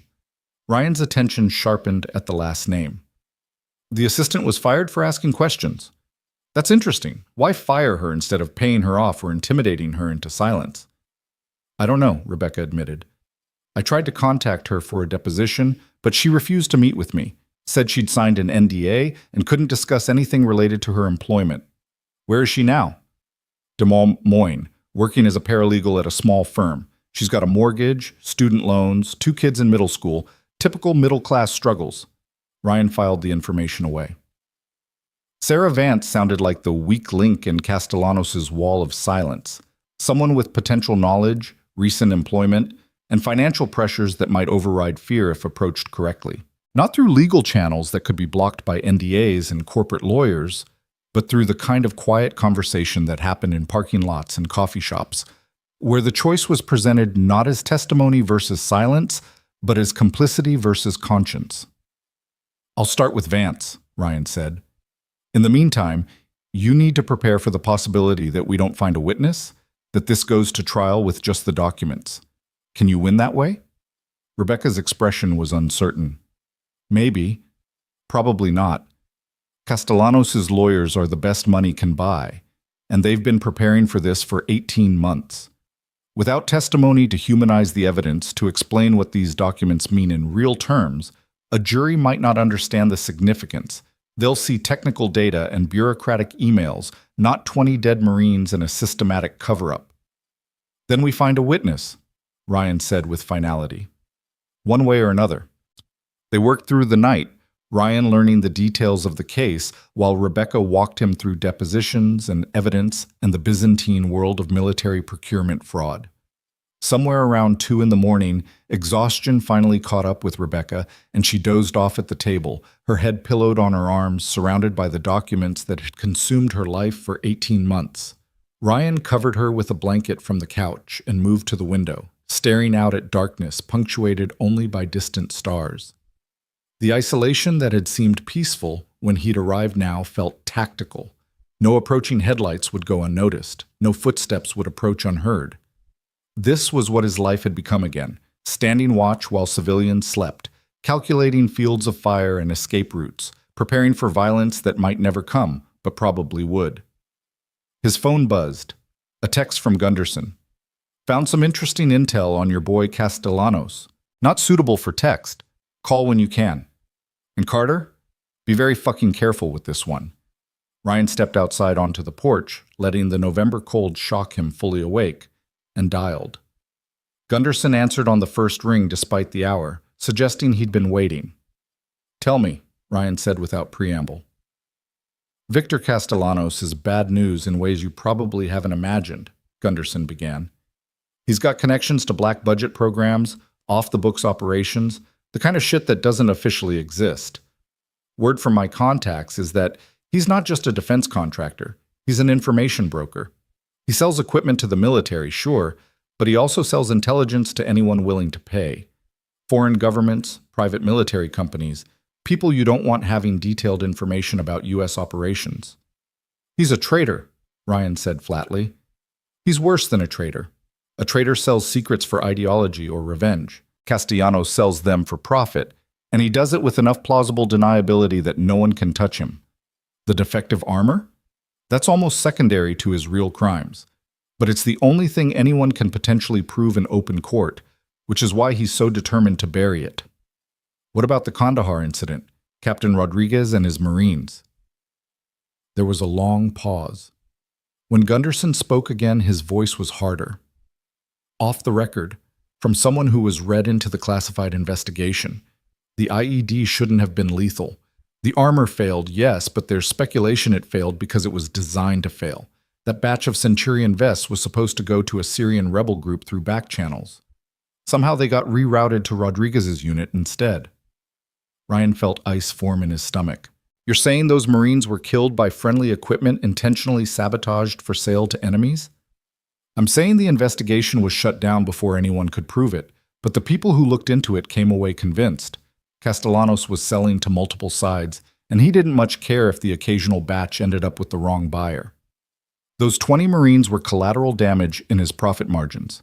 Jesus Christ. Yeah. So when I tell you to be careful, I mean it. This isn't just corporate malfeasance, Carter. This is someone who's willing to get American soldiers killed for money and who has enough power to cover it up. If he finds out you're helping the lawyer going after him, you're not just going to face legal problems. You're going to face the kind of problems that get solved with bullets and bodies that never get found. Ryan absorbed this, his mind racing through implications and complications. If Gunderson's intel was accurate, then Rebecca's case was both more important and more dangerous than either of them had realized. Proving Castellanos had sold defective armor could open the door to investigations into his other activities, could unravel an entire network of corruption and treason that reached into the highest levels of defense and intelligence. It could also get everyone involved killed very efficiently by people who specialized in making problems disappear. I need a favor, Ryan said. Actually, several favors. First, I need background on 3 people: Daniel Morrison, Thomas Chen, and Sarah Vance. Everything you can find, especially financial pressure points and personal vulnerabilities. Second, I need to know if Castellanos has a team actively hunting for Rebecca Martinez and where they might be operating. Third, I need options for getting evidence to people who can actually do something with it if this goes sideways. That's not favors, that's a full operational workup, Gunderson said, but his tone suggested he'd expected something like this. Give me 48 hours on the background checks. As for Castellanos' team, I'll ask around, but Carter? If he's got professionals looking for your lawyer, you won't know they're there until they make their move. These aren't the thugs from Romano's. These will be contractors who know what they're doing. Noted. What about the evidence? I'll put you in touch with someone at DoD Inspector General's office, someone I trust who can't be bought. But understand, military justice moves slowly, and Castellanos has had years to build his defenses. Even with solid evidence, this could take months or years to prosecute, and that's assuming the case doesn't get buried for national security reasons. The lawyer's filing civil suit in 6 weeks. That's our timeline. Gunderson laughed without humor. Then you better hope her evidence is airtight and her witness list is willing to testify, because 6 weeks isn't enough time to build a federal case against someone this connected. You're looking at playing defense, keeping her alive until trial, and hoping civilian court can accomplish what military justice couldn't. That's the plan. That's a shit plan, but I've seen you work miracles with less. I'll get you what I can. And Carter, if this goes bad, if you need extraction or support, call me. I'm 3 states away, but I can be there with friends in 12 hours. Don't try to be a hero alone. Haven't been a hero in 3 years, Ryan said. Just a plumber trying to pay an old debt. Plumbers don't usually need intel on defense contractors and advice on countering professional hit teams. Face it, brother, you're back in the game whether you wanted to be or not. Might as well play to win. After ending the call, Ryan stayed on the porch for another 20 minutes, letting the cold soak into his bones while he thought about choices and consequences and the narrow path he was trying to walk between protecting his daughter and honoring Captain Rodriguez's sacrifice. Every decision he made now rippled outward in ways he couldn't fully predict. Helping Rebecca could expose Zoe to danger. Walking away could doom Rebecca and let Castellanos continue selling defective equipment that would kill more soldiers. There was no good answer, just degrees of bad that had to be weighed and measured and chosen with incomplete information and too little time. Eventually, the cold drove him back inside. Rebecca was still asleep at the table, her face peaceful in a way it probably wasn't when she was awake. Ryan envied that kind of sleep, the kind that came without nightmares or the constant awareness of potential threats. He'd lost that ability years ago, somewhere between his 3rd deployment and the moment Sarah had told him about the diagnosis, and he didn't expect to ever get it back. He spent the rest of the night conducting a security sweep of the property, checking perimeter fences and sight lines, identifying potential approach routes and defensive positions. The farmhouse was situated on a slight rise with good visibility in 3 directions, the 4th direction blocked by the barn and a line of trees that would funnel any approach into a predictable pattern. The gun safe in the master bedroom contained 2 AR-15s, a Remington 870 shotgun, 3 handguns in various calibers, and enough ammunition to hold off a small army assuming they were stupid enough to make a frontal assault. More likely, any professionals Castellanos sent would use subtlety. A gas leak, a car accident, something that looked natural enough to avoid investigation. That's what Ryan would do in their position. But being aware of that was half the battle. The other half was staying alert, maintaining security protocols, and making sure Rebecca understood that her life depended on constant vigilance. Dawn broke cold and gray, November asserting itself with the kind of overcast that promised rain or snow, depending on the temperature drop. Ryan made coffee in the farmhouse's ancient percolator and was drinking his 2nd cup when Rebecca emerged from the kitchen, her hair disheveled and her eyes still puffy with sleep. "Did you sleep at all?" she asked, noticing he was wearing the same clothes from the previous evening. "Enough," Ryan lied. "There's coffee if you want it, and some eggs in the fridge if you're hungry." Rebecca poured herself coffee and stood at the counter, studying him with the careful assessment lawyers develop. "You look like you're preparing for war." "I'm preparing for the possibility of war. There's a difference." "Is there?" "From where I'm standing, you've already committed. You've hidden me in a secure location, you're gathering intelligence on potential witnesses. You're running security sweeps of the property. That's not preparation. That's engagement." Ryan couldn't argue with her logic. "Your father saved my life. I'm returning the favor by keeping you alive. After the trial, assuming we get there, we're even, and you go back to Kansas City and I go back to being a plumber. That's the deal." "You keep saying that like you believe it," Rebecca said gently, "like this is a transaction that ends neatly once the debt is paid. But I don't think you believe that any more than I do." "What I believe doesn't matter. What matters is building your case and keeping both of us breathing long enough to present it. Rebecca was quiet for a moment, then asked the question Ryan had been dreading. What about your daughter? What did you tell her about where you are? I told her I have emergency work in Des Moines.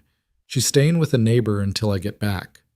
And when this takes longer than a night or two, when it stretches into days or weeks, then I figure something out, Ryan said more harshly than intended. I've been parenting alone for 3 years. I know how to handle logistics. I'm not questioning your parenting. I'm questioning whether you've thought through what happens if Castellanos' people track you down. If they figure out you have a daughter and decide she's leverage worth pursuing. Have you prepared for that possibility? The question made Ryan's blood run cold because he had thought about it, had spent half the night thinking about it, and had no good answer. Castellanos doesn't know about Zoe. There's no reason for him to know. I'm just some civilian who interfered in his business. As long as we keep it that way, she's safe. Except Cedar Falls is a small town where everyone knows everyone, and by now the story of what you did at Romano's has probably spread. Someone mentions it online, someone posts about it on social media, and suddenly Castellanos' intelligence network has a data point to investigate. How long before they figure out the helpful plumber has an 8-year-old daughter who goes to Cedar Falls Elementary? Ryan's hands tightened around his coffee cup. What are you suggesting? I'm suggesting we need a plan that includes protecting your daughter, not just hoping she stays off Castellanos' radar. Because hope isn't a strategy, and pretending she's safe because you want her to be safe isn't going to keep her that way if the situation deteriorates. The brutal honesty cut deep because it was right. Ryan had been compartmentalizing Zoe, keeping her in a separate mental category from the threat assessment and tactical planning, as if his desire to keep her out of this would be enough to actually keep her out of this. But Rebecca was correct. In the modern age of social media and data mining and comprehensive background checks, anonymity was an illusion. If Castellanos wanted to find out about Ryan Carter's vulnerabilities, he'd find out about Zoe eventually. What do you suggest? Ryan asked quietly. Get her out of Cedar Falls. Send her somewhere safe, somewhere Castellanos can't find her, with someone you trust absolutely. Then we proceed without worrying that every move we make is potentially exposing her to danger. The thought of sending Zoe away, of not seeing her for however long this took, felt like a knife between his ribs. She was the only good thing left from his life with Sarah. The only reason he got up in the morning and tried to be better than what the Navy had made him. But keeping her close while defending Rebecca from defense contractor assassins was the opposite of protecting her. It was putting her in harm's way while pretending otherwise. I'll make arrangements, Ryan said finally, but it'll take a day or two. I need to find someone who can take her, someone outside the normal circles who won't ask too many questions. What about your SEAL contacts, someone from your old unit? Ryan shook his head. Most of them are either still active duty or working contracts overseas. The few who are stateside have their own families and problems. I can't ask them to take on this kind of risk. Then who? He thought about it, running through his limited options. Sarah's family had largely disappeared after her death, unable to handle their grief except through distance. His own parents were gone, his father from a heart attack 10 years ago, and his mother from Alzheimer's 3 years before that. He had acquaintances in Cedar Falls, but no one he trusted with this kind of secret, no one who wouldn't ask questions he couldn't answer. Then he remembered Marcus Webb's ranch in Montana. Marcus, who owned this farmhouse, who understood operational security, who told Ryan years ago that if he ever needed anything at all, the door was open. Marcus was currently in Afghanistan, but his wife Ellen ran the ranch and had raised 3 kids who were now adults scattered across the country. She was tough, competent, and used to her husband's work bringing complications into their lives. I might have someone, Ryan said slowly. A friend's wife in Montana. She's military adjacent, understands the need for discretion. If I explain the situation, she might be willing to take Zoe for a few weeks. Can you trust her? With my life. Which is what I'd be doing, trusting her with the most important part of it. Rebecca nodded. Then make the call. The sooner Zoe is safe, the sooner we can focus entirely on building the case without divided attention. Ryan pulled out his phone, hesitated for a moment while he tried to figure out how to explain this situation without explaining it, then dialed Ellen Webb's number. She answered on the 3rd ring, her voice carrying the warm Wyoming drawl that reminded Ryan of better times when the worst thing he had to worry about was Marcus's terrible jokes during downtime. "Ryan Carter, as I live and breathe," Ellen said cheerfully. "Haven't heard from you in what, 2 years? You finally coming to visit like you promised?" "Hey, Ellen, is this a good time to talk?" Her tone shifted immediately. That ability military spouses develop to read subtext and know when casual conversation is actually something serious. "For you, always. What do you need?" "I need to ask a favor that's going to sound crazy, and I can't give you all the details about why, but I need someone to take care of my daughter for a few weeks, somewhere safe and quiet, and I need it to happen without a lot of questions or paperwork or official channels." There was a pause. "How much trouble are you in?" "I'm not in trouble. I'm helping someone who is, and I need to make sure Zoe stays out of the crossfire while I do it." Crossfire is an interesting word choice. We talking legal crossfire or the other kind? Hopefully the first, possibly the second. I can't say more than that. Ellen was quiet for a long moment, and Ryan could almost hear her thinking, weighing the request against her obligations and her friendship and the code that people like her lived by. "Marcus always said you were one of the good ones, that if you were asking for help, it was because someone needed it. That's still true?" "Yes." "Then send her out. I'll pick her up at Billings Airport whenever you can get her there. She likes horses?" Relief flooded through Ryan so intensely it was almost painful. "She loves horses. Ellen, I can't thank you enough. If there was any other way, there probably isn't, or you wouldn't be calling. Just promise me you're being careful, that whatever you're mixed up in is worth the risk." Ryan glanced at Rebecca, who was watching him with cautious hope. 20 dead Marines.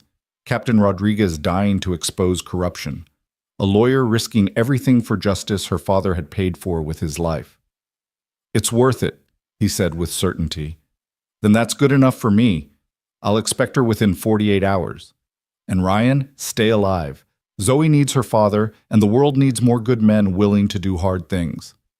After ending the call, Ryan felt some of the weight lift from his shoulders. Zoe would be safe in Montana with Ellen, far from Cedar Falls and Castellanos' reach. He'd still have to explain it to her somehow, still have to find words that would make sense to an 8-year-old without terrifying her, but at least he had a destination and a deadline. "Thank you," Rebecca said quietly. "I know that wasn't easy." "Nothing about this is easy," Ryan replied. "But you were right. Better to send her away now than wait for Castellanos to find out about her and use her as leverage." The rest of the morning was spent planning. Ryan would return to Cedar Falls, pack Zoe's things, and drive her to the airport in Des Moines for a flight to Billings. The story would be that she was visiting a friend of her mother's, a little vacation before winter really set in. Zoe would probably accept it without too many questions because that's what kids did when their parents presented something as decided fact. Meanwhile, Rebecca would stay at the farmhouse, continuing to prepare for trial, organizing evidence and building arguments while Ryan worked on finding a witness willing to testify. It wasn't a perfect plan. Perfect would be Rebecca in witness protection and Ryan back to his quiet life with Zoe safe in Cedar Falls, but it was the best they could manage with limited time and resources. As Ryan prepared to leave, Rebecca caught his arm. "Before you go, there's something you should see. Something I haven't shown anyone else because I wasn't sure it was relevant. But after everything you've told me, after what your contact said about Castellanos being an information broker," she pulled out a slim envelope from her briefcase, the kind of security envelope that requires you to tear it open. Inside were 3 photographs, grainy surveillance-style images that looked like they'd been taken from a distance with a telephoto lens. The first showed Victor Castellanos meeting with a man in a restaurant, their body language suggesting serious discussion. The second was a close-up of documents being exchanged. The third was the other man's face, caught in profile as he stood to leave. Ryan stared at the third photograph, recognition hitting him like physical impact. "Where did you get this?" "My father sent them 2 days before he died.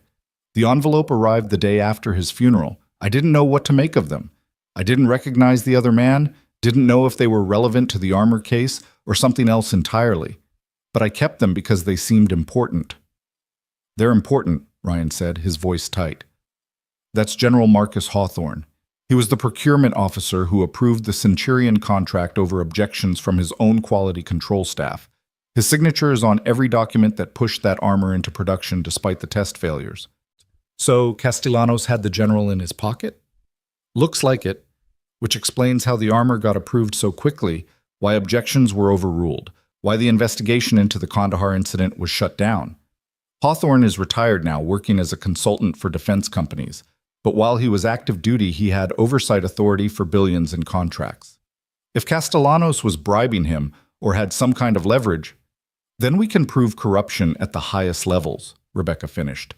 Not just defective armor, but systematic fraud involving military leadership. Ryan studied the photographs, his mind working through implications. This changes things.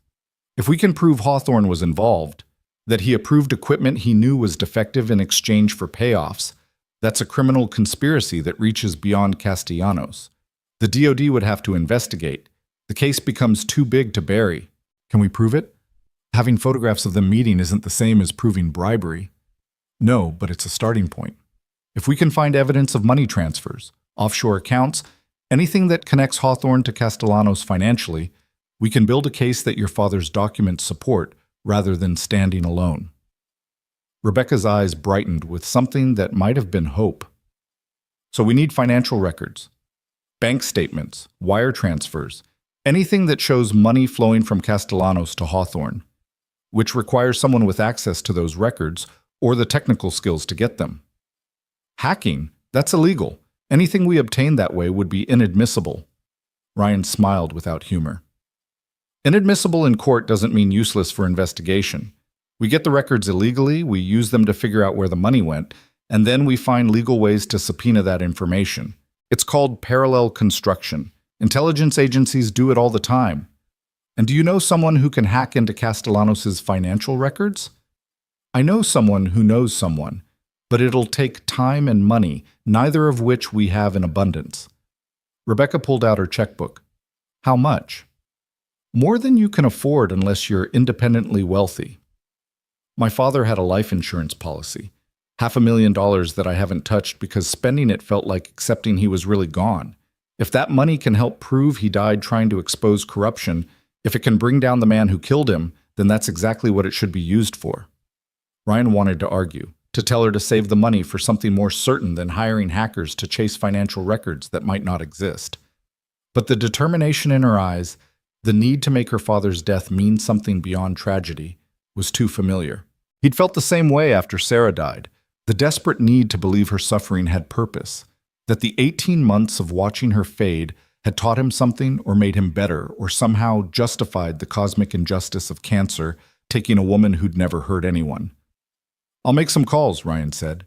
No promises, but I'll see what's possible. That's all I'm asking. Possibility. A chance to make this right. Ryan left the farmhouse as afternoon shadows lengthened across frozen fields, his mind already working through the logistics of what came next. Get Zoe to Montana by tomorrow night. Contact Gunderson's people about hacking Castellanos' finances. Follow up on Sarah Vance, the fired executive assistant who might know where bodies were buried. Build a case strong enough to survive courtroom warfare against the best lawyers money could buy. And somehow do all of it while keeping himself and Rebecca alive against professionals who specialized in making problems disappear quietly and permanently. It was impossible. It was also necessary. And Ryan Carter had built a career on doing impossible things because they were necessary, because someone had to stand between the monsters and the innocent, because walking away wasn't an option when the stakes were measured in lives and justice. He drove back towards Cedar Falls as the sun broke through clouds in that particular November way that makes everything look simultaneously beautiful and dying. And he thought about Zoe, about the conversation they'd have to have tonight, about how to explain that Daddy needs her to go away for a while without explaining why, how to make it sound like an adventure instead of evacuation, how to be the father she deserved while being the operator circumstances required. Sarah would have known what to say. Sarah always knew what to say, how to make hard things bearable and scary things manageable. But Sarah was 3 years gone, and Ryan was improvising parenthood the way he improvised everything else, with good intentions and imperfect execution, and the hope that love would cover the gaps. His phone rang. An unknown number. Ryan answered cautiously. Yes? Mr. Carter? An unfamiliar voice, male, professional. I represent Victor Castellanos. He'd like to meet with you to discuss a mutually beneficial arrangement. Tonight, if possible. Just a conversation between reasonable men. Every instinct Ryan possessed screamed trap, but his voice stayed level. How did you get this number? Mr. Castellanos has extensive resources. The number wasn't difficult to obtain. Neither was information about your daughter, your home address, your daily routine. We know quite a lot about you, Mr. Carter, which is why Mr. Castellanos believes a conversation would be in everyone's best interest. The implied threat about Zoe made Ryan's vision narrow with controlled rage. I'm not interested in meeting with Castellanos. Perhaps you should be. He's prepared to offer significant compensation for your cooperation, enough to ensure your daughter's future, her education, whatever she might need. All he asks in return is that you cease involving yourself in matters that don't concern you. Tell Castellanos that the matters very much concern me, and that I don't negotiate with people who threaten children. No one is threatening anyone, Mr. Carter. We're simply having a conversation about options. You have until midnight to consider Mr. Castellanos' offer. After that, the situation becomes less flexible. I'm sure you understand. The line went dead before Ryan could respond. He pulled over to the side of the road, his hands shaking not with fear, but with fury. They knew about Zoe. They'd found her already, faster than he'd anticipated, and they were using her as leverage before the real fight had even begun. This was what Rebecca had warned him about, what Gunderson had warned him about. Castellanos played for keeps, and he played with resources that made normal security precautions look like children's games. The timeline had just accelerated dramatically. Zoe needed to be on a plane to Montana tonight, not tomorrow, and Ryan needed to make it absolutely clear to Castellanos that threatening his daughter was a line that, once crossed, would have permanent consequences. He called Ellen Webb back. Change of plans. I need to get Zoe out tonight. Can you arrange pickup from Billings in the next 6 hours? Consider it done, Ellen said without hesitation. Send me the flight details. Next, he called Mrs. Henderson. I need to pick up Zoe immediately. Emergency. I'll explain later. She's right here, dear, playing with my cats. I'll have her ready. Finally, he called Gunderson. They found out about my daughter. They're using her as leverage. I need options for making this stop, permanently if necessary. How permanent are we talking? Ryan thought about Zoe coloring dragons, about Sarah's deathbed promise, about Captain Rodriguez dying to expose corruption. He thought about 20 Marines killed by defective armor and an 8-year-old girl who deserved to grow up safe and innocent. However permanent it needs to be, Ryan said quietly. I tried to do this the right way, tried to just help Rebecca build her case and walk away clean. But if Castellanos wants to make this personal, if he wants to threaten my daughter, then we'll make it very personal, and he'll discover that some debts get paid in blood. Gunderson was quiet for a moment. You sure about this, Carter? Once you go down that road, there's no coming back. You'll be what you were, not what you've been trying to be. I'm sure. My daughter's safety isn't negotiable. Send me everything you have on Castellanos, where he lives, how he moves, who protects him. If he wants to play hardball, I'll show him what hardball actually looks like. I'll have it to you by tonight. And Carter, for what it's worth, I think you're making the right call. Some people only understand one language, and it sounds like Castellanos is one of them. Ryan ended the call and sat in his truck on the side of the road, watching November afternoon fade toward evening, making peace with what he was about to become again. The quiet protector was done being quiet. The debt to Captain Rodriguez had just become personal in ways that transcended obligation or honor. Victor Castellanos had made a fatal mistake. He'd threatened Ryan Carter's daughter. And now Ryan Carter was going to remind him why Navy SEALs were the ones you sent when failure wasn't an option and mercy wasn't on the table. The war had begun in earnest. And this time, Ryan wasn't fighting to protect a stranger or honor a debt. He was fighting for Zoe, for the life he'd built, for the future he'd promised Sarah he'd give their daughter. That was a fight he would win. Whatever it cost, however dark the path became, he would win because losing wasn't an option when his daughter's life hung in the balance. The reckoning of oaths had arrived, and Victor Castellanos was about to learn what happened when you pushed a former SEAL past the point of negotiation into the territory of pure, focused retribution. Ryan's hands were steady as he packed Zoe's suitcase that evening, folding her favorite clothes with the mechanical precision of someone operating on autopilot while their mind worked through tactical calculations. The pink unicorn pajamas Sarah had bought her for Christmas 2 years ago. The rainbow sweater that was getting too small, but that Zoe refused to give up. The stuffed elephant named Mr. Tumbles that had been her constant companion since she was 3. Each item felt weighted with significance, physical evidence of the childhood he was disrupting to keep her safe. Zoe sat on her bed watching him with the careful awareness children develop when they sense something is wrong but don't have the vocabulary to articulate it. "Daddy, why do I have to go to Montana tonight? You said we could go trick-or-treating at the Hendersons' harvest party this weekend." Ryan paused, a pair of jeans in his hands, and tried to find words that would be honest without being terrifying. "Something came up with work, sweetheart. Important work that's going to take me away for a while. And I thought it would be more fun for you to stay with Miss Ellen on her ranch instead of staying with neighbors here while I'm gone." "What kind of work? You're a plumber. Plumbers don't usually go away." The question was innocent, but it cut deep because it forced Ryan to choose between the comfortable lie and a truth he'd spent 3 years hiding. "You remember how I told you Daddy used to be in the Navy before you were born?" Zoe nodded slowly, her eyes widening slightly. She'd seen his Navy portrait in the hallway, the one Sarah had insisted on keeping despite Ryan's discomfort with it. Young Lieutenant Carter in his dress whites, face unlined by grief or nightmares, looking like someone who believed the world could be saved through sufficient application of force and discipline. "Well, sometimes people from my Navy days need help with things that are complicated and important, and right now someone needs that kind of help. But it means I have to focus completely on helping them, and I can't do that if I'm worried about you being safe here."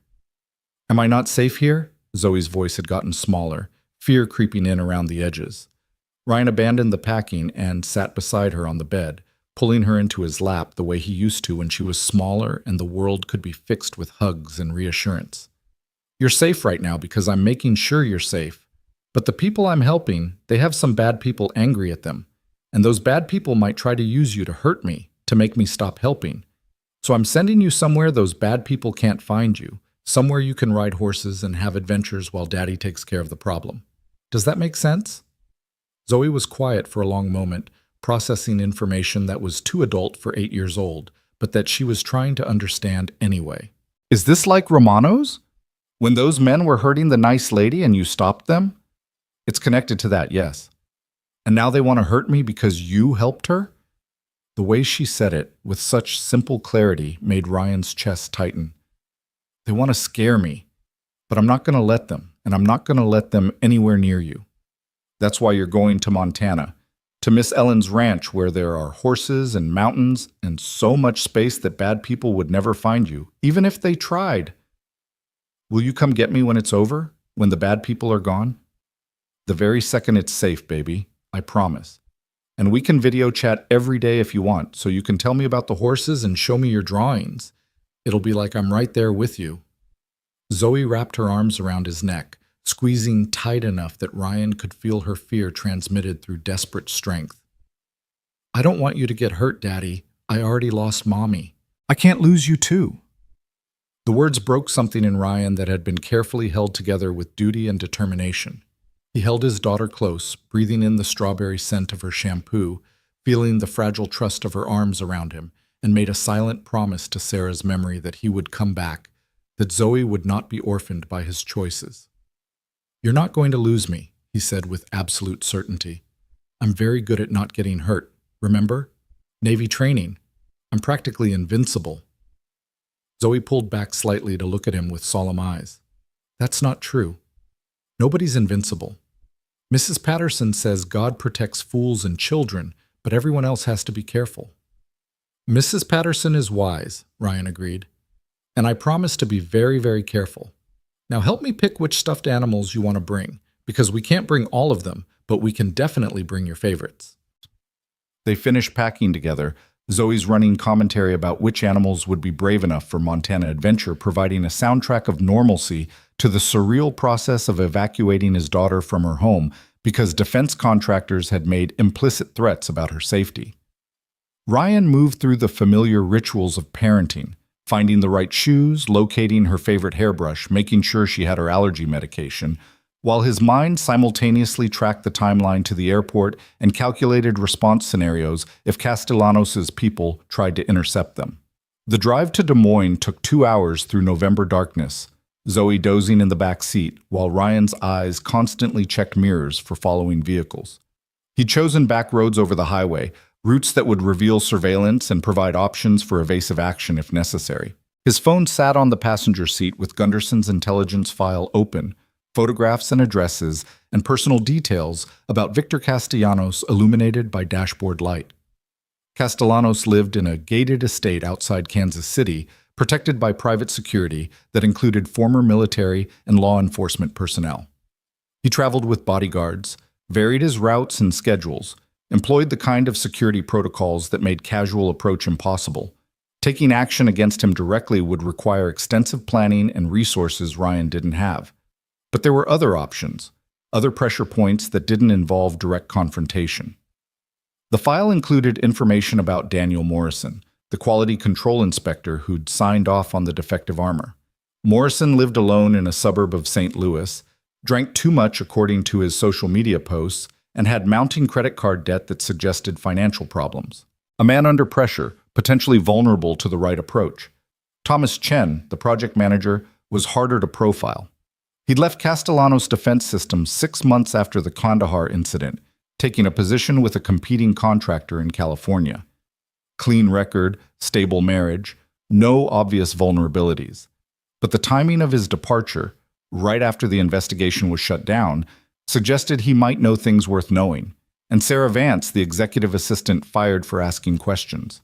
She was the wild card, the person closest to Castellanos who'd been pushed out rather than silenced through money or threats. If anyone knew where the bodies were buried, it would be someone who'd spent years managing Castellanos' schedule and correspondence. Ryan's phone buzzed. A text from Rebecca. Heard from Gunderson. He's sending someone to help with electronic surveillance. Should arrive at the farmhouse tomorrow. Also wanted you to know I contacted a former colleague at DOJ. If we can get solid evidence linking Hawthorne to Castellanos, she can fast-track an investigation. Progress. Small steps toward building a case that could survive the legal warfare Castellanos would deploy, but progress that felt agonizingly slow when measured against the midnight deadline that had been implied in the earlier phone call. Des Moines Airport glowed against the darkness like a beacon of modern efficiency, all glass and steel and the controlled chaos of people in transit. Ryan parked in short-term parking and gently woke Zoe, helping her out of the truck and shouldering her small suitcase while she rubbed sleep from her eyes. "Are we really doing this?" she asked, her voice small in the cavernous parking structure. "We're really doing this," Ryan confirmed. "But it's going to be an adventure, remember? Miss Ellen has 3 horses, 2 dogs, and about 1 million stars you can see at night because there's no city lights. You're going to have the best time." They made their way through security, Ryan's military ID smoothing the process, and reached the gate for the flight to Billings with 30 minutes to spare. Zoe sat beside him, Mr. Tumbles clutched in her lap, watching the airplanes through the floor-to-ceiling windows with a mixture of excitement and apprehension. "Daddy," she said suddenly, "when you help people like you helped the nice lady at Romano's, does that make you a hero?" Ryan considered the question carefully. "I think it makes me someone who can't walk away when people need help. I'm not sure that's the same as being a hero. Mrs. Henderson says heroes are people who do the right thing even when it's scary. You do the right thing even when it's scary." "Sometimes the right thing is scary," Ryan agreed. "But that doesn't mean we don't do it. That's what your mom taught me. She was braver than I ever was, fighting her sickness for as long as she did, so she could have more time with us. That's real courage, not the kind you see in movies, but the kind that gets up every day and keeps going even when everything hurts." Zoe was quiet, absorbing this. Then she said, "I wish Mommy was here." "Me too, baby. Every single day." The boarding call came too soon and not soon enough. Ryan walked Zoe to the gate agent, explaining that she was an unaccompanied minor traveling to stay with family friends. The agent was kind and professional, assuring Ryan that Zoe would be well looked after during the flight and personally handed off to Ellen at the Billings airport. The final hug lasted longer than it should have. Zoe clung to him like she used to as a toddler, when every goodbye was a tragedy and every reunion a miracle. "I love you, Daddy. Come back safe." "I love you more than the whole sky," Ryan replied, their ritual phrase from 1,000 bedtimes. "Be good for Miss Ellen, and I'll see you very soon." He watched her walk down the jetway, her small figure made smaller by distance and perspective, until she disappeared around the corner toward the plane. Then he stood at the window and watched the aircraft push back from the gate, taxi toward the runway, and finally lift into the night sky, carrying the most precious thing in his world away to safety. Only when the plane's lights had disappeared into the darkness did Ryan allow himself to breathe fully. Zoe was safe. Whatever happened next, whatever violence or consequences followed, his daughter was out of reach. That was worth any price he'd have to pay. His phone rang as he walked back through the terminal. Unknown number again, but different from the earlier call. Ryan answered. "Yes?" "Mr. Carter, my name is Lawrence Brennan. I'm Victor Castellanos' personal attorney. I'm calling to inform you that Mr. Castellanos was extremely displeased by your refusal to meet with him this evening. He's asked me to make his position absolutely clear." "I'm listening," Ryan said, his voice flat. "Mr. Castellanos has invested significant resources in resolving the unfortunate situation regarding Miss Martinez's lawsuit. He views your involvement as an unwelcome complication. However, he's a reasonable man willing to compensate you generously for ceasing your association with Ms. Martinez. $1 million transferred to any account you specify in exchange for a simple agreement to mind your own business." "And if I refuse?" "Then Mr. Castellanos will be forced to pursue other options. Options that might include sharing certain information about your military service with local authorities, information about operations that were never officially sanctioned, casualties that were never officially recorded. I'm sure you understand the potential legal complications such revelations might create." The threat was sophisticated, targeting Ryan's sealed service record and implying knowledge of classified operations that could be twisted into criminal charges if presented correctly. Someone had been digging deep into his background, deep enough to find classified material that should have been buried beyond reach. "Let me make something absolutely clear to you and to Castellanos," Ryan said, his voice carrying the kind of cold precision that made experienced soldiers reconsider their career choices. "I don't respond to threats, and I don't negotiate with people who threaten children. Your employer made a critical mistake when he brought my daughter into this. That mistake is going to cost him everything he values. Mr. Carter, I strongly advise against—" "I'm not finished," Ryan interrupted. "You tell Castellanos that he has one opportunity to make this right. He drops all threats against Rebecca Martinez, he cooperates fully with her civil suit, and he turns over every piece of evidence regarding the defective armor that killed 20 Marines. In exchange, I might consider not spending the rest of my life systematically destroying everything he's built. That's hardly a reasonable negotiating position." "I'm not negotiating, I'm delivering a promise. Castellanos has until the trial date to comply. If he doesn't, if he continues to threaten Ms. Martinez or attempts to interfere with her case in any way, then I become his worst nightmare. And unlike the lawyers and investigators he's bought off in the past, I can't be intimidated, bribed, or stopped through legal channels. Do we understand each other, counselor?" There was a long pause. "I'll relay your message to Mr. Castellanos, though I suspect he'll view it as confirmation that you're not a reasonable person.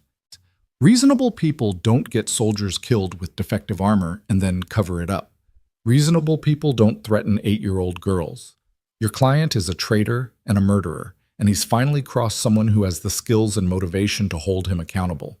You might want to start looking for new employment, because when this is over, Castellanos Defense Systems is going to be a memory and a cautionary tale." Ryan ended the call and stood in the middle of the airport terminal, travelers flowing around him like water around a stone, and felt the last pretense of his civilian life fall away completely. He'd tried to do this the right way, tried to help Rebecca while maintaining some semblance of normalcy. But Castellanos had escalated, had made it personal, had threatened Zoe. Now there was no going back, no middle ground between success and failure. This had become a zero-sum game, and Ryan was prepared to play it with every skill he'd learned in 8 years of operating in places where rules were suggestions and survival was earned through ruthless efficiency.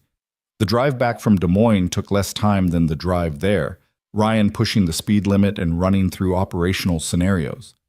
Step 1 was securing Rebecca and the evidence at the farmhouse.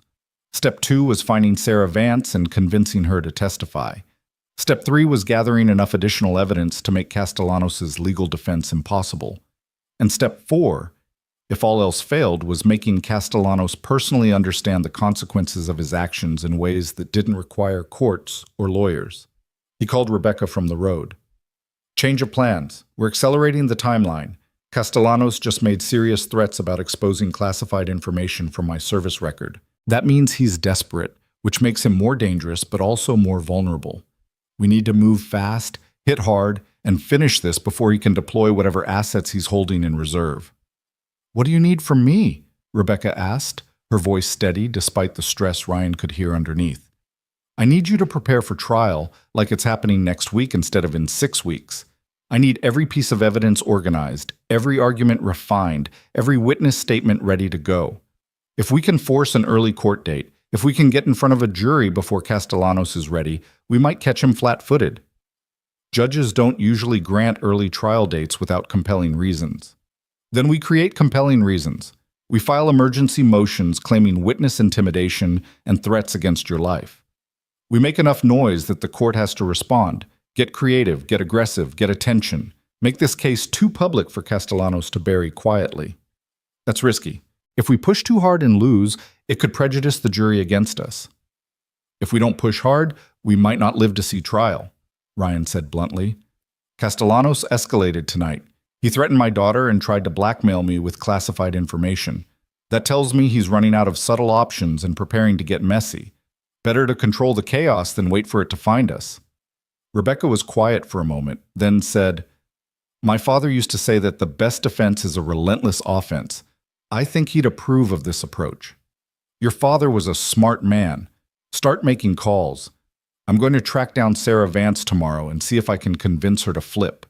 If we can get her testimony about what she saw working for Castellanos, combined with your father's documents, we might have enough to survive even without the financial records linking him to Hawthorne."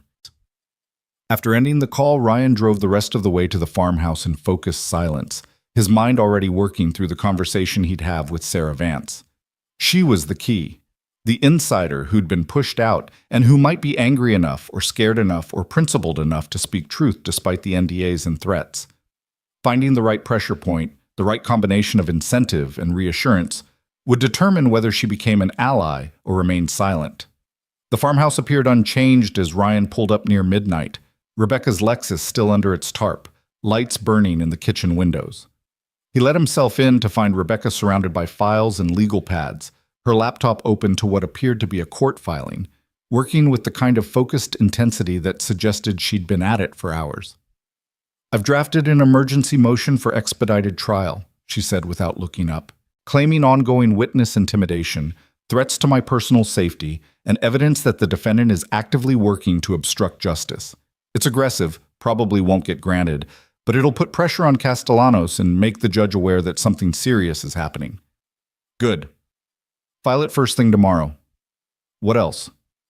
"I contacted 3 legal aid organizations and 2 civil rights groups about the case. If we can frame this as not just product liability, but as systematic corruption that endangers military personnel, we might get additional support and resources. And more importantly, we get media attention that makes it harder for Castellanos to make us disappear quietly." Ryan nodded approval. Rebecca was thinking tactically now, understanding that their survival depended on visibility and on making the case too public to bury through violence. What about the DOJ contact, the one who could fast-track an investigation into Hawthorne? "I sent her everything we have on Hawthorne and Castellanos. She's reviewing it now, said she'd get back to me within 48 hours about whether there's enough for an official investigation. But she warned me that even if they open a case, military procurement fraud investigations can take years." "We don't have years. We have weeks at most." "I know. Which is why I'm also working on a media strategy. If we can get this story to a major outlet, if we can turn it into a national conversation about military equipment safety and contractor accountability, then the pressure on Castellanos becomes more than just legal. It becomes political, public, impossible to ignore. Ryan sat down across from her, studying the woman who'd walked into his life 6 days ago, asking for help after 3 men had cornered her in a restaurant. She transformed from frightened victim to determined warrior, her lawyer's training combining with personal stake to make her formidable in ways that had nothing to do with physical combat. He could see why Captain Rodriguez had raised such a daughter. The same determination, the same refusal to back down when justice demanded action. "Tomorrow I'm going to Des Moines to find Sarah Vance," Ryan said. "I want you to stay here. Keep working on the filings and the media strategy. Don't answer the door for anyone except me. If something happens, if you hear anything unusual, there's a safe room in the basement. Reinforced walls, separate phone line, enough supplies for 3 days. Marcus designed this place for worst-case scenarios." "Do you really think Castellanos will send people here?" "I think we've backed him into a corner, and cornered animals are unpredictable. Better to prepare for violence we don't need than need violence we didn't prepare for."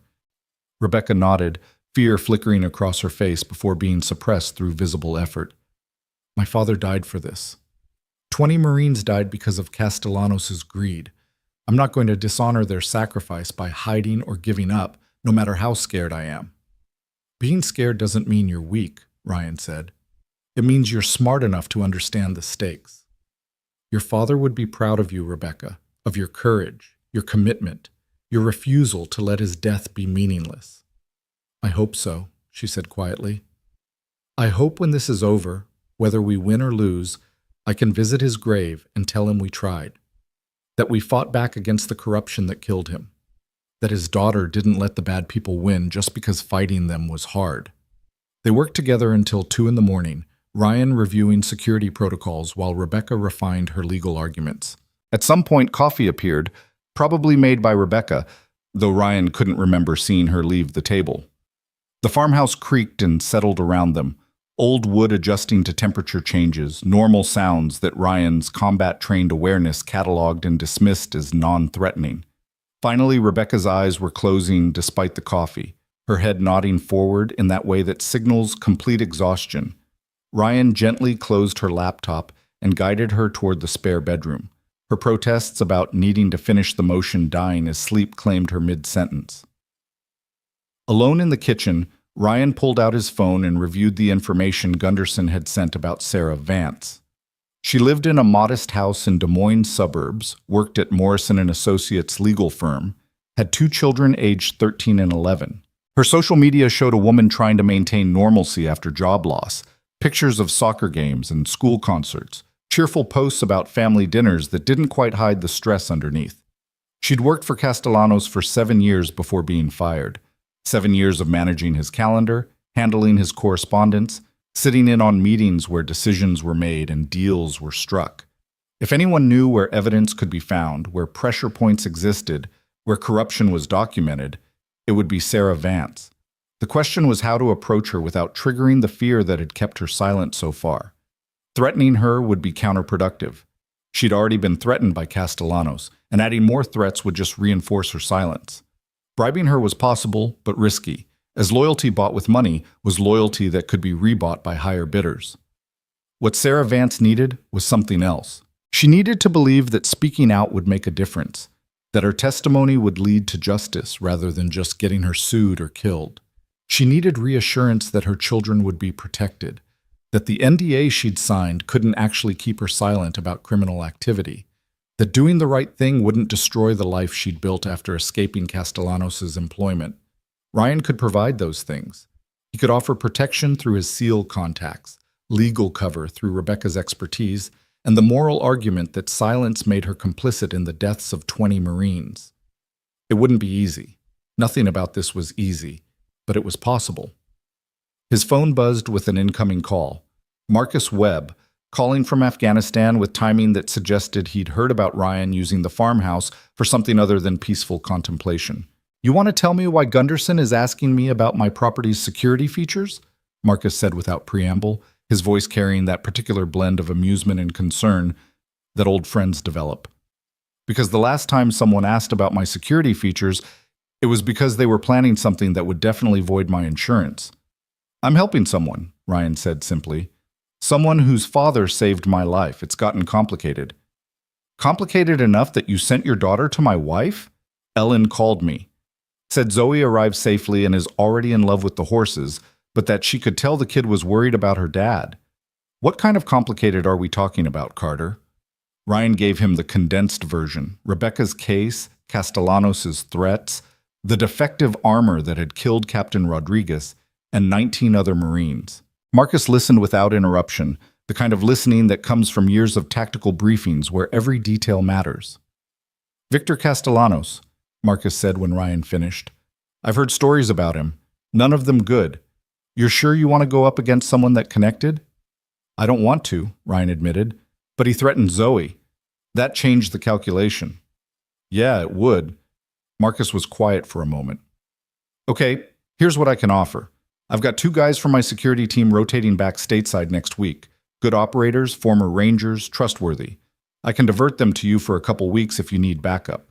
They're not cheap, but for you I'll cover the expense. Call it payback for Yemen. Marcus, I can't ask you to... You're not asking, I'm offering.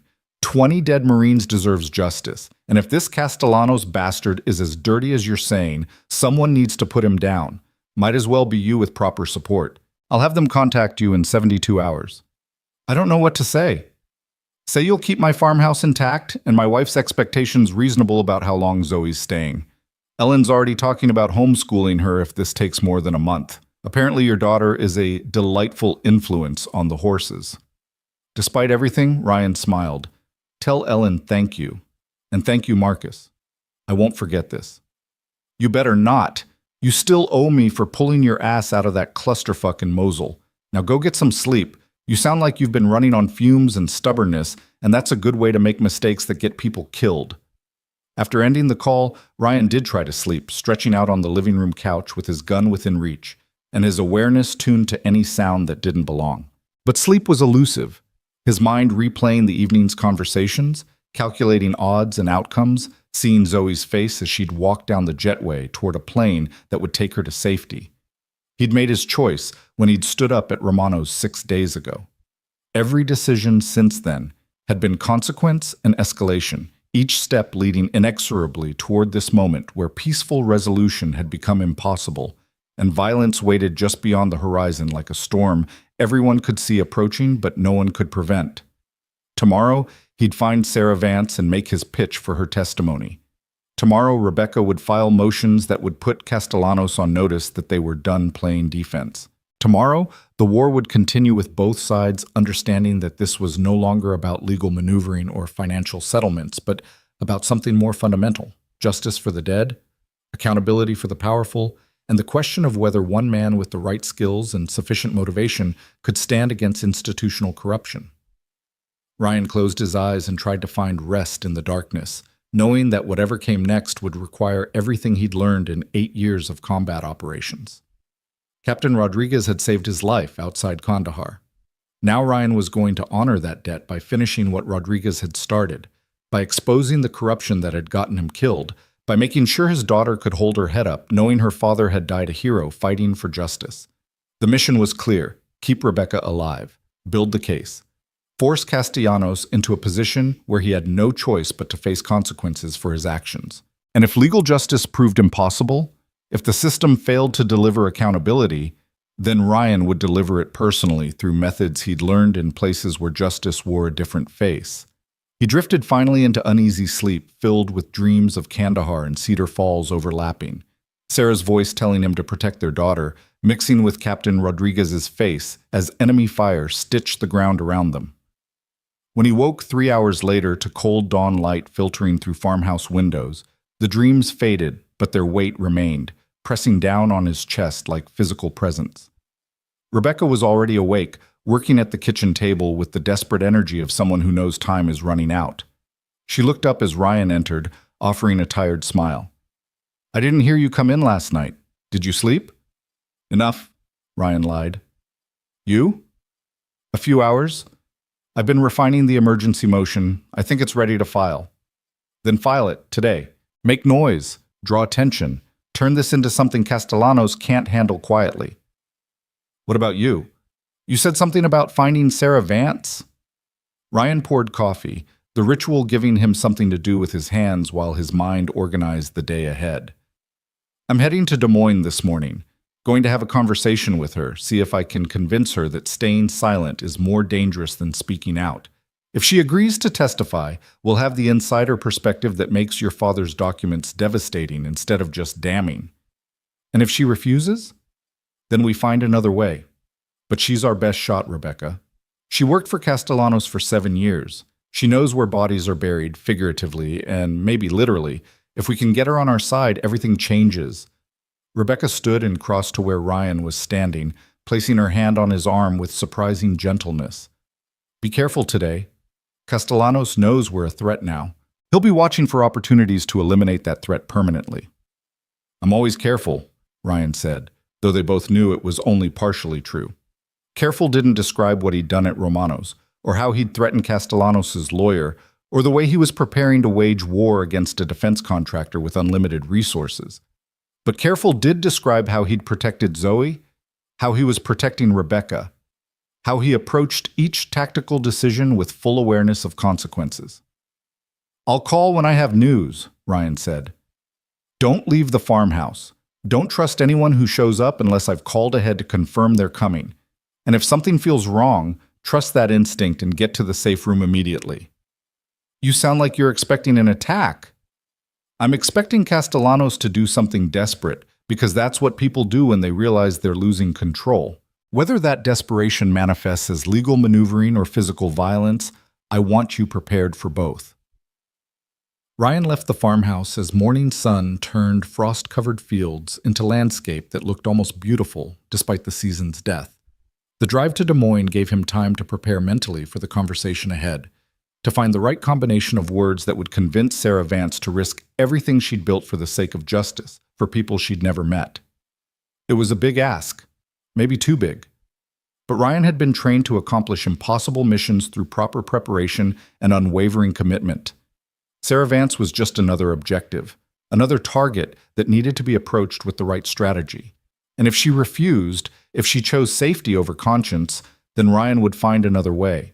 Because failure wasn't an option when 20 Marines demanded justice and an 8-year-old girl deserved to grow up in a world where bad people faced consequences for their actions. The mission continued, and Ryan Carter, plumber and SEAL, and father and warrior, was going to see it through to the end, whatever that end looked like, and whatever price it demanded. Sarah Vance's house was a modest 2-story colonial in a neighborhood where the lawns were maintained but not manicured, where minivans and sedans lined driveways and basketball hoops stood sentinel over quiet streets. Ryan parked 2 blocks away and approached on foot, his trained eyes cataloging the environment with automatic precision. A dog walker 3 houses down. A delivery truck making its rounds. No obvious surveillance, no vehicles that screamed government or corporate security. Either Castellanos wasn't watching Sarah Vance anymore, or his watchers were better than Ryan expected. It was 9:30 on a Saturday morning, chosen deliberately for its ordinariness. Weekend morning when kids would be home, when a knock at the door wouldn't trigger immediate alarm, when the rhythms of suburban life provided cover for a conversation that could change everything. Ryan rang the doorbell and waited, aware of the camera above the doorframe recording his presence. After a moment, a woman's voice came through the intercom, cautious but not hostile. "Can I help you?" "Ms. Vance, my name is Ryan Carter. I'm working with Rebecca Martinez on a legal matter involving your former employer. I need 5 minutes of your time, just to talk, nothing more." There was a long pause. Ryan could imagine her internal calculation, weighing curiosity against fear, obligation against self-preservation. Finally, the door opened to the length of a security chain, and Sarah Vance peered out with eyes that had learned wariness the hard way. She was 42 according to Gunderson's intel, but looked older in the way that stress ages people prematurely. Her dark hair was pulled back in a practical ponytail, her clothing casual Saturday wear, but her expression carried the weight of someone who'd seen things she wished she could forget. "I signed an NDA," Sarah said without preamble. "I can't discuss anything about my employment with Castellanos Defense Systems. I'm sorry Ms. Martinez is having trouble, but I can't help her." "The NDA doesn't cover criminal activity," Ryan said gently. "And it definitely doesn't prevent you from testifying if subpoenaed." Ms. Vance, I'm not here to threaten you or pressure you. I'm here to give you an opportunity to do the right thing for the right reasons. Can I please come in for 5 minutes? Your neighbors are starting to notice. Sarah glanced past him at the street, saw curtains twitching in windows, and made a decision. She closed the door to remove the chain, then opened it fully. 5 minutes. My kids are upstairs doing homework. I don't want them involved in whatever this is. Ryan stepped into a living room that spoke of middle-class struggle. Furniture that was quality but aging, family photos arranged with care, the particular tidiness of someone who maintains control through organization. Sarah gestured to a chair but remained standing herself, arms crossed defensively. Before you start whatever pitch you've prepared, Sarah said, you should know that I've already been contacted by 3 different lawyers about this case. I told them all the same thing I'm telling you. I can't help. I won't help. I have 2 children to support, a mortgage I can barely afford, and a career I'm trying to rebuild. Testifying against Victor Castellanos would destroy all of that. 20 Marines were destroyed, Ryan said quietly. Killed by defective armor that your former employer knowingly sold to the military. One of those Marines was Captain Benjamin Rodriguez, who spent his last months trying to expose the fraud that got him and his men killed. His daughter is the lawyer you're refusing to help. Sarah's expression flickered with something that might have been guilt or grief. I know about Captain Rodriguez. I saw the reports. I read the internal memos about the investigation. And I'm sorry, truly I am. But my being sorry doesn't change the fact that I have responsibilities. I can't sacrifice my children's future for justice that probably won't happen anyway. Ryan leaned forward slightly, keeping his posture non-threatening but his voice carrying absolute conviction. What if I could guarantee your children's future? What if I could ensure that testifying wouldn't destroy you financially or professionally? Would that change your answer? How could you possibly guarantee that? Miss Martinez's civil suit is going to win, Ryan said, with certainty he mostly felt. When it does, the settlement will be substantial. She's already agreed to compensate any witnesses who testify, not as payment for testimony, but as recognition of the professional and personal costs involved. Your mortgage, your kids' education, your legal fees if Castellanos tries to sue you for NDA violation, all covered. Beyond that, I have contacts in witness protection and private security. If you're worried about physical safety, I can arrange protection that goes beyond what any government program could provide. Sarah was shaking her head before he finished. You're talking about money and security, but you're not understanding the real problem. Victor Castellanos doesn't just threaten you. He destroys you. He has lawyers who will tie you up in litigation for years. He has connections to judges and politicians who will make sure you never work in your field again. He has investigators who will dig into every mistake you've ever made and use it against you. I've seen what happens to people who cross him. They don't just lose their jobs, they lose everything. Then help us make sure he loses everything first, Ryan said. Ms. Vance, I understand your fear, I do. But consider what staying silent costs. Not just in terms of justice for Captain Rodriguez and those Marines, but in terms of what it teaches your children.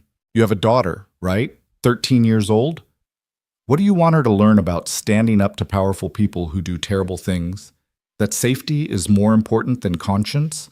That fear is an acceptable reason to let evil go unpunished? Sarah's eyes filled with tears. She angrily blinked away. That's not fair. You don't get to use my children against me. I'm not using them against you. I'm asking you to think about what legacy you're leaving them. Your daughter will grow up in a world where defense contractors can kill soldiers through negligence and face no consequences because people like you chose silence over testimony. Is that the world you want for her? The world I want for her is one where her mother isn't bankrupt or dead because she testified against a man who has unlimited resources and no conscience, Sarah shot back. You come in here with your guarantees and your moral arguments, but you don't have to live with the consequences. I do. My children do. Children. Ryan stood, recognizing that pure argument wasn't working, that Sarah's fear was too deeply rooted to be dislodged by logic or appeals to justice. He pulled out a card with his phone number written on it and set it on the coffee table between them. I'm not going to pressure you further, he said, but I want you to think about something. Victor Castellanos is going down whether you testify or not. We have documents, we have evidence, we have momentum. The question isn't whether he faces consequences. It's whether you're part of delivering those consequences, or whether you stay silent and let other people do the work. Either way, when this is over, you're going to have to look at yourself in the mirror and decide if you can live with the choice you made. He moved toward the door, then paused. Captain Rodriguez saved my life once in Kandahar. I didn't know him well, just 30 seconds of someone pulling me out of an ambush while taking fire.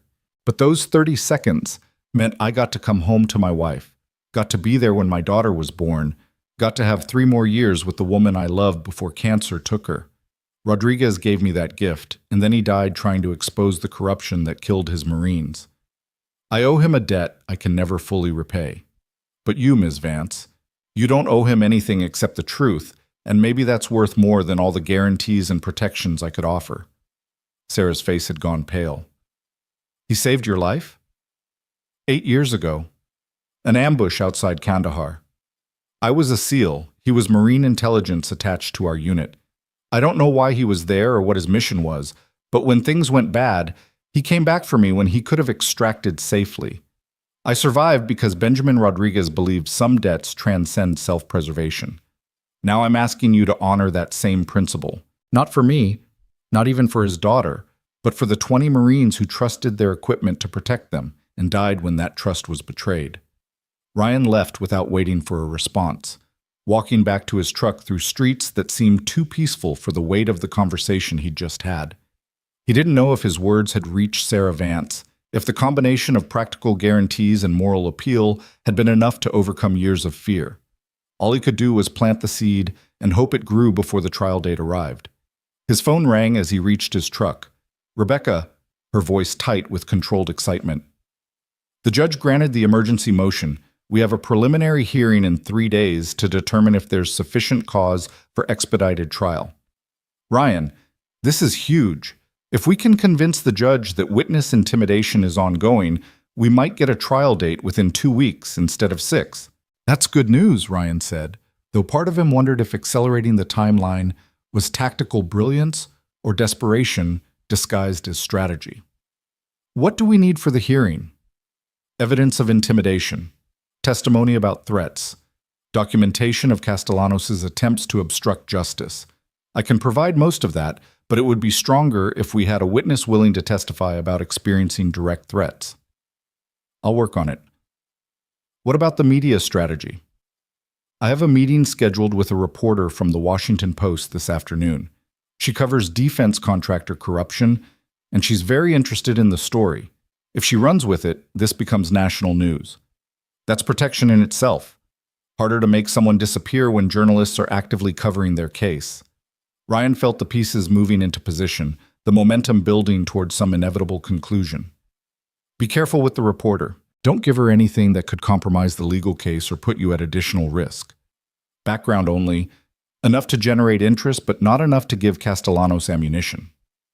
I know how to talk to reporters, Rebecca said, a hint of her lawyer's confidence returning. This is what I do, Ryan. Strategy, persuasion, building narratives that juries and judges and the public can understand. Let me handle the legal and media warfare. You focus on finding us a witness. After ending the call, Ryan sat in his truck and tried to calculate odds of success. They had momentum, but not certainty. They had evidence, but not testimony. They had 3 days to build a case strong enough to convince a judge that expedited trial was warranted, and maybe 2 weeks after that to convince a jury that Victor Castellanos was guilty of negligent homicide and systematic fraud.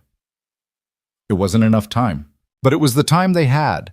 And Ryan had learned long ago that missions succeeded or failed based on what you did with available resources, not on wishing you had more.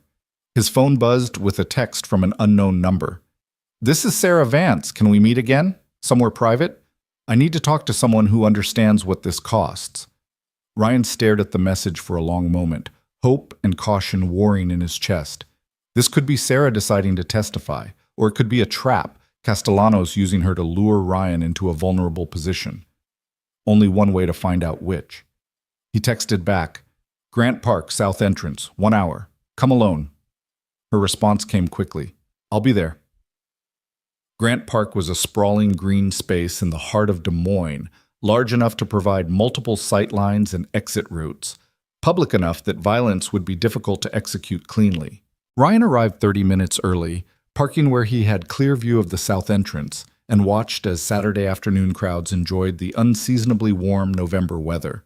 Families with strollers, joggers and cyclists, a group of teenagers playing frisbee with abandon that suggested they believed themselves immortal. Sarah Vance arrived exactly on time, driving a Honda Accord that had seen better years, parking in the public lot, and walking toward the entrance with the careful awareness of someone who'd been threatened enough to develop paranoia. She wore jeans and a heavy jacket, sunglasses hiding her eyes, looking like any suburban mother running weekend errands. Ryan approached from her blind side, not to startle, but to demonstrate that he'd been watching, that his security consciousness matched or exceeded her own. "Ms. Vance, thank you for coming." Sarah turned, her hand going to her chest in surprise, despite Ryan's attempt at gentle approach. "God, you move quietly. Is that a SEAL thing?" "Years of practice.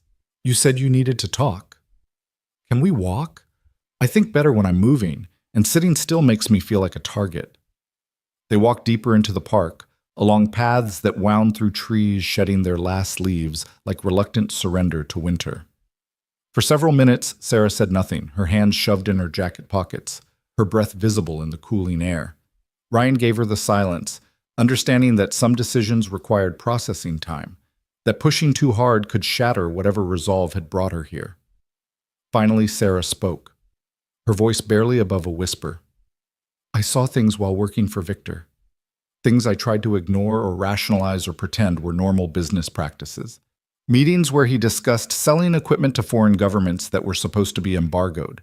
Emails about bribing Pentagon officials to approve contracts despite test failures. Conference calls where he laughed about cutting corners on safety features because soldiers are disposable and Congress will just order more." Ryan felt cold rage settle into his bones but kept his voice neutral. "Did you document any of this?" "Some. Not as much as I should have. I'd take notes during meetings, file reports like any good assistant. But after a while, I realized that my notes were being used to protect Victor, not to maintain legitimate records. So I started keeping my own files. Nothing official, just copies of emails and meeting minutes that seemed particularly damaging. I told myself it was insurance, in case Victor ever decided I was a liability. Where are these files now?" Sarah stopped walking and turned to face him, fear and determination mixing in her expression. "Hidden. Multiple locations, multiple formats. I'm not stupid, Mr. Carter. If I testify, if I help Ms. Martinez, I need leverage to ensure my family stays safe. Those files are my leverage." "That's smart," Ryan agreed. "But leverage only works if the other side knows you have it and believes you'll use it. Are you prepared to go public with what you know? To sit in a courtroom and repeat it under oath while Castellanos' lawyers tried to destroy your credibility?" "I don't know," Sarah admitted. "I came here hoping you could convince me that testifying is the right choice, that protecting my conscience is worth risking my children's stability. But standing here, thinking about actually doing it, I'm terrified. Victor doesn't make idle threats. If I testify, he'll come after me with everything he has." "Then we make sure everything he has isn't enough," Ryan said. "Ms. Vance, Sarah, I can't promise this will be easy or safe. What I can promise is that I will personally ensure your family's protection, not some government program or private security company, but me. I will stand between you and anyone Castellanos sends, and I'm very, very good at my job. You're one man. Victor has dozens of people, unlimited money, and no moral boundaries. I'm one man who spent 8 years being dropped into impossible situations with inadequate resources and told to accomplish the mission anyway. I never failed, not once, and I'm not going to start failing now when the mission is keeping safe the woman who can deliver justice for Captain Rodriguez and 20 dead Marines." Sarah studied him with the kind of assessment people develop when their survival depends on reading others accurately. "You really believe we can win. Not just hope or wish, but actually believe it." "I know we can win," Ryan said with absolute certainty. "Because we have truth on our side, and eventually truth overwhelms even the best-funded lies. It might take time, it might cost more than we want to pay, But justice delayed isn't justice denied if we refuse to give up.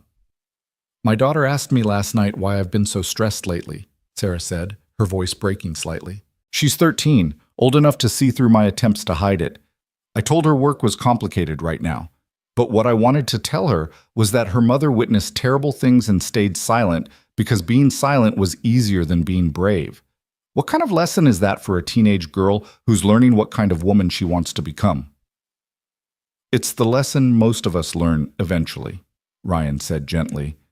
That silence is complicity. That fear is reasonable, but can't be allowed to be determinative. That some things matter more than personal safety. Your daughter will understand that lesson better from watching you testify than from any conversation you could have. Sarah wiped at her eyes, makeup smearing slightly despite her attempt at composure. If I do this, if I testify, I need more than just your protection. I need legal cover, financial security for my family, and a plan for what happens after the trial when Victor's lawyers start coming after me for NDA violations and whatever else they can manufacture. Rebecca can handle the legal side. As for financial security, the settlement from this case is going to be substantial, and she's already committed to compensating witnesses fairly. After the trial, if you need to relocate or change careers or simply disappear for a while until things calm down, we can arrange that too. You have my word. The word of a man I met 3 hours ago. The word of a man whose daughter is currently hidden in Montana because I take threats seriously and follow through on commitments. The word of a former SEAL who's never broken a promise that mattered. It's not much, but it's what I have to offer. Sarah was quiet for a long moment, her gaze distant as she worked through calculations that balanced fear against conscience, risk against obligation. Around them, the park continued its Saturday afternoon routine, oblivious to the conversation that would determine whether justice reached a defense contractor who'd gotten away with murder for years. Okay, Sarah said finally, so quietly Ryan almost missed it. Okay, I'll testify. I'll give Ms. Martinez everything I have, the files, the emails, the meeting notes, and I'll sit in that courtroom and tell the truth about Victor Castellanos, even if it costs me everything. But you have to promise me something in return. Name it. If this goes bad, if Victor comes after my children, you get them somewhere safe, not witness protection, not some government program, but actually safe. Can you promise me that? Ryan thought about Zoe in Montana, about the network of operators and contacts he'd built over 8 years of service, about the absolute commitment required to protect the innocent from those who'd harmed them. I promise. On my daughter's life, I promise that your children will be safe no matter what happens. Sarah nodded, decision made, and some of the tension left her shoulders as if speaking the words aloud had transferred the weight to someone else. When do you need me to testify? There's a preliminary hearing in 3 days. If you can be there, if you can tell the judge about what you witnessed at Castellanos Defense Systems, it'll strengthen our case for expedited trial. After that, we'll need you for the actual trial, probably within 2 weeks. 2 weeks, Sarah repeated, testing the timeline. That's not much time to prepare. It's the time we have. Castellanos is escalating, getting desperate. The faster we move, the less opportunity he has to obstruct or eliminate threats. Speed is our advantage right now. They exchanged contact information, Sarah promising to compile her files and send them to Rebecca by tomorrow evening. As she turned to leave, she paused and looked back at Ryan with an expression he couldn't quite read. Captain Rodriguez, she said. He saved your life? Yes. Then I guess we're both paying debts to dead men who believed in something more important than personal safety. I hope that belief turns out to be justified. It will be, Ryan said. I'll make sure of it. He watched Sarah walk back to her car, her posture straighter than when she'd arrived, as if deciding to testify had lifted some burden she'd been carrying since being fired. It was a small victory in a larger war, but victories accumulated if you fought smart and refused to concede ground unnecessarily. Ryan called Rebecca from his truck. We have our witness. Sarah Vance agreed to testify. She's sending you files tonight, copies of emails and meeting notes that document Castellanos' fraud. It's going to be damaging. Rebecca's intake of breath was sharp with hope and relief. That's incredible. Ryan, with her testimony combined with my father's documents, we actually have a case, a real case that can survive courtroom challenge. Don't celebrate yet. We still have to keep her alive and willing to testify for the next 2 weeks, and we have to assume Castellanos will escalate once he learns she's cooperating. This is where things get dangerous. More dangerous than they already are. Much more. Up until now, we've been an annoyance, a legal problem Castellanos could handle through intimidation and lawyers. But Sarah Vance testifying changes the equation. She's an insider who can verify everything your father documented. That makes her and us existential threats. Castellanos will respond accordingly. What do we do? We prepare for war, Ryan said simply. Legal war through your motions and media strategy, and possibly literal war if Castellanos decides that eliminating problems is easier than defending against them in court. Are you prepared for that possibility? I'm prepared to see this through, Rebecca said with steel in her voice. Whatever it takes. My father didn't die so I could give up when things got hard. Then get ready. The next 2 weeks are going to determine everything. The preliminary hearing 3 days later took place in a federal courthouse in Kansas City, chosen as neutral ground between Cedar Falls and Castellanos' headquarters. Ryan accompanied Rebecca, positioned himself in the back of the courtroom where he could watch entrances and assess threats, and listened as she presented her case for expedited trial. Sarah Vance testified first, her voice shaking slightly, but her words clear as she described working for Castellanos' defense systems, the meetings where corners were cut and test results falsified, the culture of prioritizing profit over safety. Under Rebecca's careful questioning, Sarah painted a picture of systematic fraud that made the judge's expression progressively grimmer. Castellanos' legal team, 3 lawyers in expensive suits who'd probably billed more in the past week than Sarah Vance earned in a year, attempted to discredit her testimony through aggressive cross-examination. They questioned her memory, suggested she was motivated by revenge after being fired, implied that NDA violations made her unreliable. But Sarah held firm, her answers consistent and her documentation thorough enough to counter most challenges. Rebecca followed with testimony about the threat she'd received, the men who'd cornered her in Cedar Falls, the clear pattern of witness intimidation designed to prevent the case from reaching trial. She entered into evidence the photographs her father had sent showing Castellanos meeting with General Hawthorne, suggesting corruption that reached beyond simple product liability into military procurement fraud. The judge, a 60-year-old woman named Patricia Morrison, who'd presided over federal court for 20 years, listened with the careful attention of someone who understood the significance of what was being presented. When both sides had finished their arguments, she called a brief recess before delivering her ruling. Ryan used the break to check his phone. 3 messages from Gunderson. Marcus's guys landed in Des Moines this morning. Call them. Followed by 2 phone numbers. The reinforcements had arrived faster than expected, which suggested Marcus had pulled significant strings to redirect his security team mid-contract.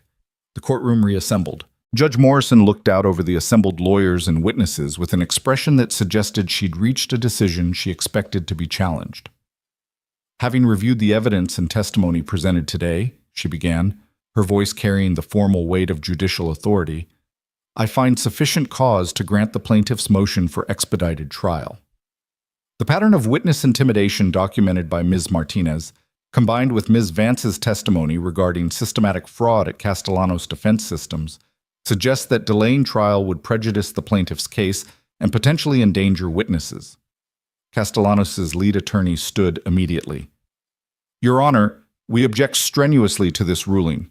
The defense requires adequate time to prepare, to review the extensive documentation, to conduct our own discovery. 2 weeks is insufficient for a case of this complexity. Your objection is noted for the record, Judge Morrison said coolly. However, the defense has had 18 months since the initial filing to prepare. The acceleration is being driven by circumstances largely created by your client's alleged actions. Trial will commence in 14 days. Both parties will have 1 week for final discovery and witness preparation. Any motions for continuance will be viewed with extreme skepticism unless accompanied by compelling justification. This court is adjourned. The gavel's crack echoed like a gunshot in the suddenly silent courtroom. Rebecca's face showed restrained triumph, understanding that this was victory but not the victory, that the real battle would happen in 2 weeks when they faced a jury. Castellanos' lawyers were already huddling, Their urgent whispers suggesting emergency strategy sessions and appeals they'd file before the day ended. Ryan moved to Rebecca's side as the courtroom emptied. That went better than expected. Judge Morrison has a reputation for not tolerating witness intimidation, Rebecca said quietly. And she lost a nephew in Afghanistan. I think the military connection might have influenced her ruling, made her more sympathetic to the idea that defense contractors need accountability. Whatever the reason, we have 14 days, 2 weeks to prepare for trial, to keep Sarah Vance safe, to finalize evidence and witness testimony. It's going to be the longest 2 weeks of our lives. They were interrupted by Sarah Vance, who approached with obvious nervousness. Miss Martinez, Mr. Carter, did I do okay? I felt like those lawyers made me look unreliable. You did perfectly, Rebecca assured her. Cross-examination is designed to create doubt, but your core testimony was solid, and your documentation backed up everything you said. The judge believed you. That's what matters. What happens now? Now we prepare for trial, Ryan said, which means I'm going to assign you personal security, 2 former Rangers who work for a friend of mine. They'll stay with you and your family until this is over. Make sure Castellanos can't reach you or pressure you to recant. Sarah looked like she wanted to argue, but understood the necessity. My kids are going to have questions about why we suddenly have bodyguards. Tell them you're helping with an important legal case and some people aren't happy about it, Rebecca suggested. Tell them as much truth as they can handle at their ages. Kids are more resilient than we give them credit for. They parted with promises to coordinate over the next 2 weeks, Sarah heading back to Des Moines with her new shadows, Rebecca and Ryan returning to the farmhouse to begin the intensive preparation required for trial. In the truck, Ryan called the numbers Gunderson had provided. The first call was answered by a voice that carried the particular blend of professional courtesy and barely contained violence that characterized experienced operators. This is Ramirez. Tom Gunderson gave me your number, said you and your partner were available for security work. Carter? Yeah, we've been briefed. Marcus says you're up against a defense contractor with deep pockets and no conscience. Sounds like fun. What do you need? I need a mother and 2 kids in Des Moines protected 24/7 for the next 2 weeks. The woman is testifying against her former employer and said employer has a history of making problems disappear. Think you can handle that? Can handle it with one hand and most of my attention on other things, Ramirez said with casual confidence.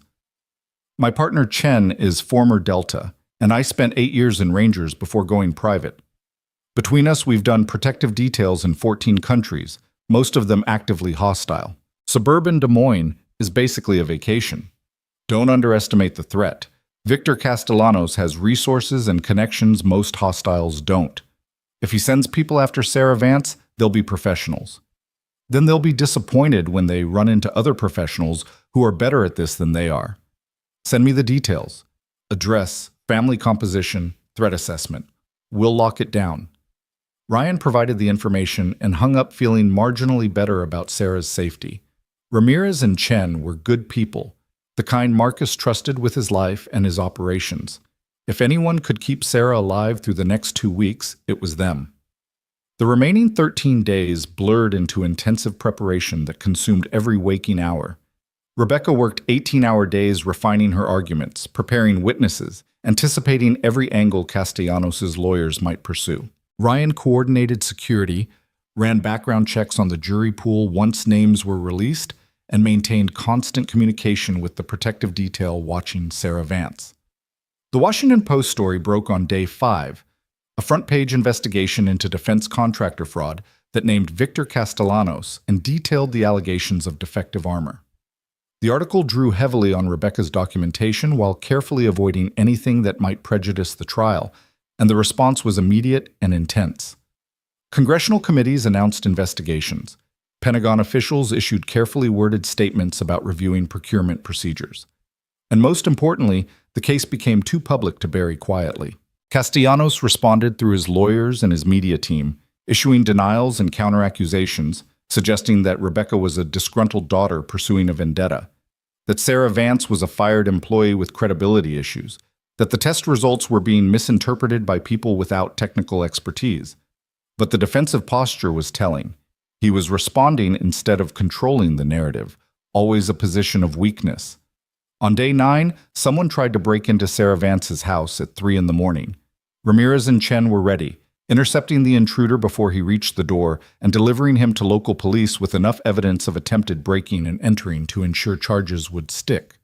The would-be burglar claimed to be a junkie looking for easy valuables, but his military-grade lock-picking tools and the complete absence of drugs in his system suggested otherwise. Rebecca filed an emergency motion documenting the break-in attempt as further evidence of witness intimidation. Judge Morrison issued a strongly worded warning to Castellanos' legal team and assigned a federal marshal to provide additional security at the trial. On day 12, Gunderson called with information that changed everything. We got the financial records. My hacker contact found offshore accounts and wire transfers linking Castellanos to General Hawthorne. $2 million over 3 years, routed through shell corporations and dummy accounts, but traceable if you know what you're looking for. It's not going to be admissible in civil court without proper subpoenas, but it's enough to trigger a federal investigation. How fast can DOJ move on this? Ryan asked. Already moving. Rebecca's contact there received the information anonymously this morning. They're convening a grand jury next week to review evidence of bribery and military procurement fraud. Even if your civil case somehow fails, Castellanos is facing federal criminal charges that he can't buy or intimidate his way out of. It was the insurance policy they needed, the guarantee that even if trial went badly, justice would eventually reach Victor Castellanos. Ryan relayed the information to Rebecca, who received it with exhausted relief. "We're going to win," she said, and for the first time since this began, her voice carried absolute conviction. Between Sarah's testimony, my father's documents, the financial records, and the media attention, there's no way a jury looks at this evidence and sides with Castellanos. We're actually going to win. Don't count it until the verdict is read, Ryan cautioned, but he allowed himself to share her hope. They'd built something solid, something that could withstand legal assault and emerge intact. All that remained was surviving the next 2 days until trial began. The night before trial, Ryan drove out to the farmhouse one last time to ensure everything was ready. Rebecca was still awake at midnight, rehearsing her opening statement, her voice hoarse from hours of practice. Zoe had called earlier from Montana, chattering excitedly about horses and mountains and asking when Daddy was coming to visit, her innocence a reminder of everything Ryan was fighting to protect. "You should sleep," Ryan said to Rebecca. "Tomorrow starts the marathon, and you need to be sharp." "I can't sleep. Every time I close my eyes, I see my father's face, and I think about how he died trying to expose this corruption. Tomorrow I get to honor that sacrifice by putting Castellanos in front of a jury. I can't screw it up." "You won't screw it up. You're brilliant and prepared, and you have truth on your side. Trust the work you've done." Rebecca looked at him with an expression that mixed gratitude and something deeper. "When this started, when those men cornered me at Romano's, I was terrified and alone and certain I was going to lose everything. And then you intervened, this plumber with paint-stained clothes who turned out to be a former SEAL with a hero complex and a debt to my father. You've risked everything to help me, Ryan. Your anonymity, your safety, your relationship with your daughter. I don't know how to thank you for that." "You thank me by winning tomorrow," Ryan said, "by getting justice for your father and those Marines, by proving that courage and determination can overcome institutional corruption. That's all the thanks I need." "What happens after the trial?" "Assuming we win, assuming Castellanos goes to prison and his company collapses, what then? Do you go back to Cedar Falls and resume being a plumber? Do we just pretend these 2 weeks never happened?" Ryan didn't have an answer that felt honest. The truth was, he didn't know what came after. He'd been so focused on the mission, on keeping Rebecca alive and building the case, that he hadn't allowed himself to think about afterwards. Going back to Cedar Falls meant returning to a town that now knew his past, that had seen him take down 3 men in a restaurant and would never quite look at him the same way. Being just a plumber after this felt like trying to fit back into clothes he'd outgrown. "I don't know what comes after," Ryan admitted, "but I know my daughter needs her father, and she deserves to grow up somewhere stable and safe. So probably yes, I go back to Cedar Falls and figure out how to be normal again, or as normal as I can be after this." Rebecca stepped closer, and in the dim kitchen light she looked younger and older simultaneously, aged by stress but animated by purpose. "What if normal isn't what you need? What if you've spent 3 years trying to be something you're not, And these 2 weeks reminded you of who you actually are? Who I actually am? Got a lot of people killed, Ryan said quietly. Who I actually am is good at violence and strategy and accomplishing missions through any means necessary. That's not a person who should be raising an 8-year-old girl. That's not all you are. You're also someone who stands up for people who need help, who honors debts even when it costs everything, who protected me and Sarah and everyone involved in this case because it was the right thing to do. That's who you are too, Ryan. Maybe both versions can exist. Maybe you don't have to choose. Before Ryan could respond, his phone buzzed with an alert. Text from Ramirez. Possible surveillance on the Vance house. 2 vehicles, occupants watching but not approaching. Advised. Ryan stepped away from Rebecca, his mind instantly shifting into tactical mode. Stay here. Lock the doors. Don't answer for anyone except me. He was moving toward the door even as he texted Ramirez back. Do not engage unless they make a move. Document everything. Local PD on standby? The response came quickly. PD notified and en route. We've got this. Ryan drove through the night toward Des Moines, his truck eating miles while his mind calculated possibilities and responses. This was it. Castellanos making his final play before trial, attempting to eliminate or intimidate Sarah Vance before she could testify. The fact that he was trying despite knowing about the protective detail suggested either desperation or confidence in his team's capabilities. By the time Ryan reached Sarah's neighborhood, police cars were parked on both ends of the street and the suspicious vehicles were gone. Ramirez met him on the sidewalk, his expression professionally neutral, but his body language suggesting recent adrenaline. They left as soon as the cops rolled up, Ramirez reported. Got photos of the vehicles and partial plates before they rabbited.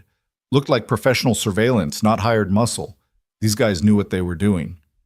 Did they approach the house? Negative. Just watched from positions with good sight lines. If we hadn't been actively scanning for watchers, we might have missed them.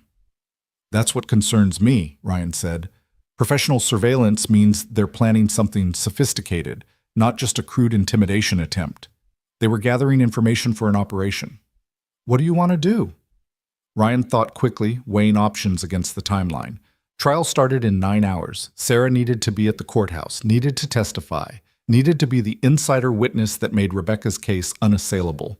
But getting her there safely, while unknown professionals planned unknown operations, required resources and coordination they might not have.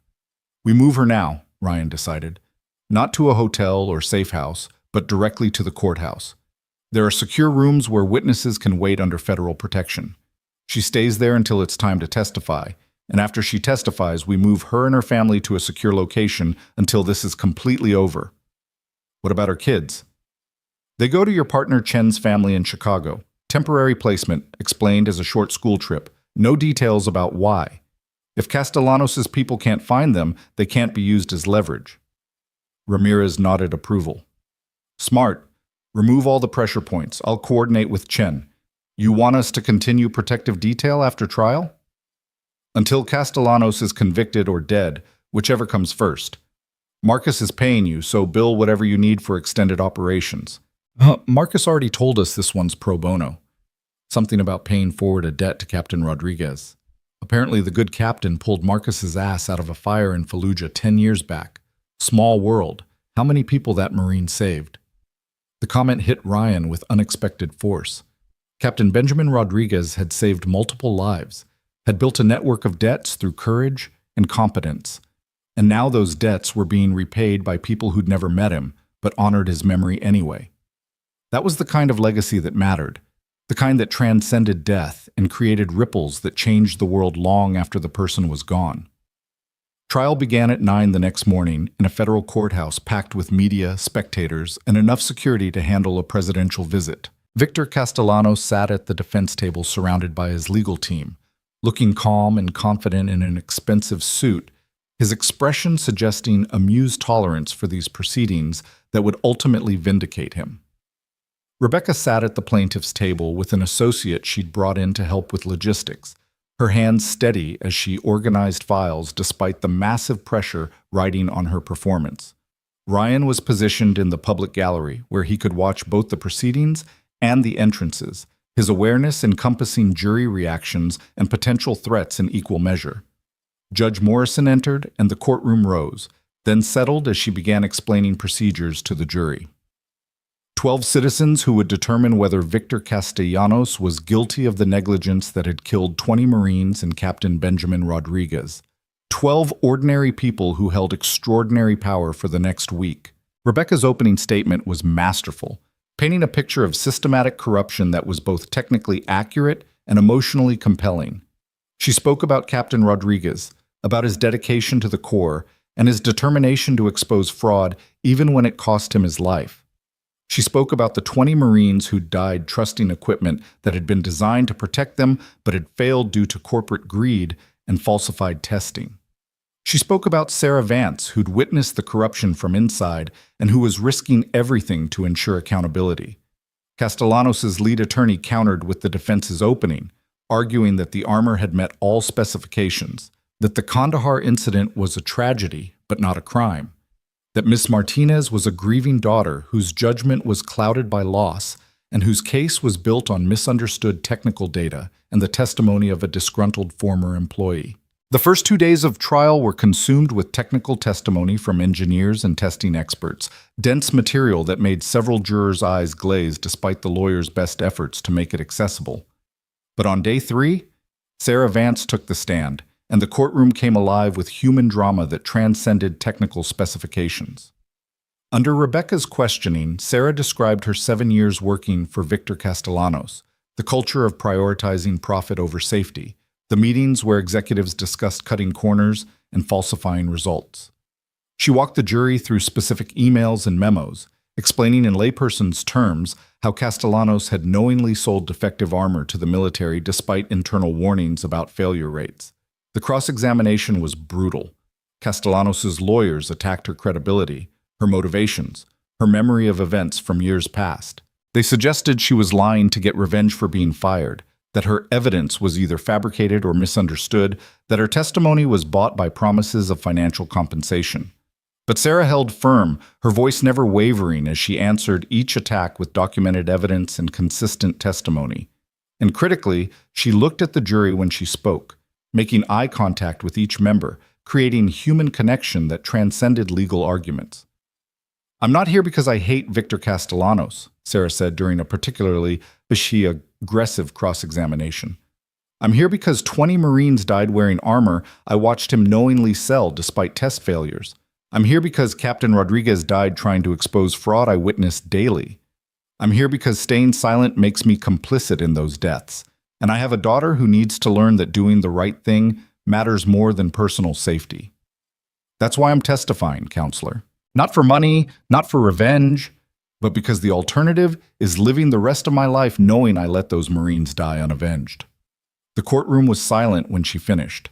Even Castellanos' lawyer seemed momentarily at a loss for response. Judge Morrison called for afternoon recess, and the jury filed out with expressions that suggested Sarah's testimony had landed with impact. Ryan met Rebecca in the hallway during the break. "She's winning them over. I watched the jury. They believe her." "Don't jinx it," Rebecca said, but hope shone in her eyes. "We still have to present the documentary evidence and tie everything together. Castellanos' lawyers are good.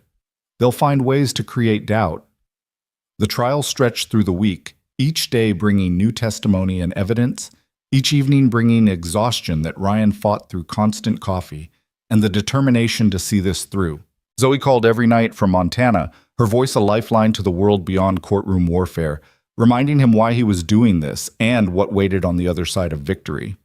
On day 7, the defense rested their case after presenting their own experts who challenged the test results and suggested that the armor failures were due to exceptional IED sophistication rather than design flaws.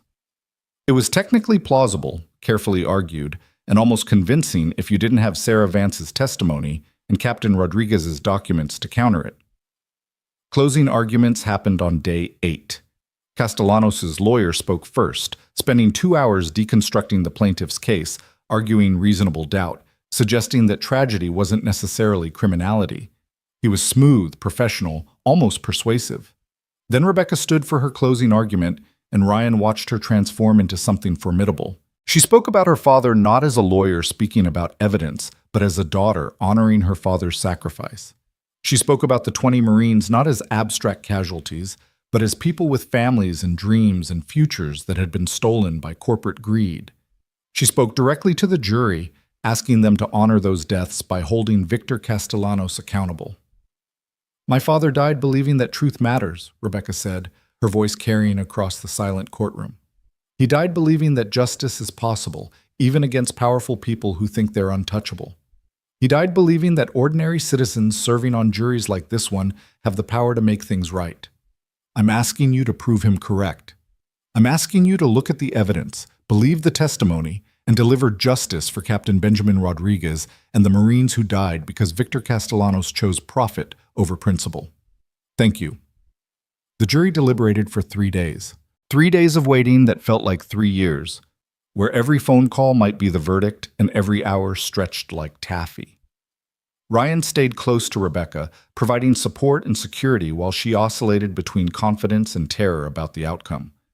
On the afternoon of the 3rd day, the call came. The jury had reached a verdict. The courtroom reassembled with the same crowd that had filled it throughout trial, everyone understanding that this moment would determine whether 2 weeks of testimony and argument had been enough. Victor Castellanos sat at the defense table looking less confident than opening day, his lawyers arrayed around him like protective walls that were showing cracks. The jury filed in, none of them looking at Castellanos, a sign that veteran trial lawyers recognized as bad news for the defense. Judge Morrison asked the foreperson if they'd reached a verdict. "We have, Your Honor." What say you?" The foreperson, a retired teacher who'd taken her civic duty with visible seriousness, stood and read from the verdict form. "In the matter of Martinez versus Castellanos defense systems, we, the jury, find for the plaintiff on all counts. We find that the defendant knowingly sold defective armor to the United States military, that said armor directly contributed to the deaths of Captain Benjamin Rodriguez and 19 other Marines, and that the defendant is liable for compensatory and punitive damages." The courtroom erupted. Media rushed to file stories. Spectators reacted with shock or satisfaction, depending on their allegiances. And Rebecca Martinez collapsed into her chair, tears streaming down her face, as 18 months of work and a lifetime of grief found vindication in 12 citizens' decision. Ryan felt something in his chest unclench, tension he'd been carrying since that Friday night at Romano's finally releasing. They'd won. Against all odds, against Castellanos' resources and lawyers and intimidation, they'd won. Captain Rodriguez was vindicated. 20 Marines had justice, and Sarah Vance's courage had made the difference.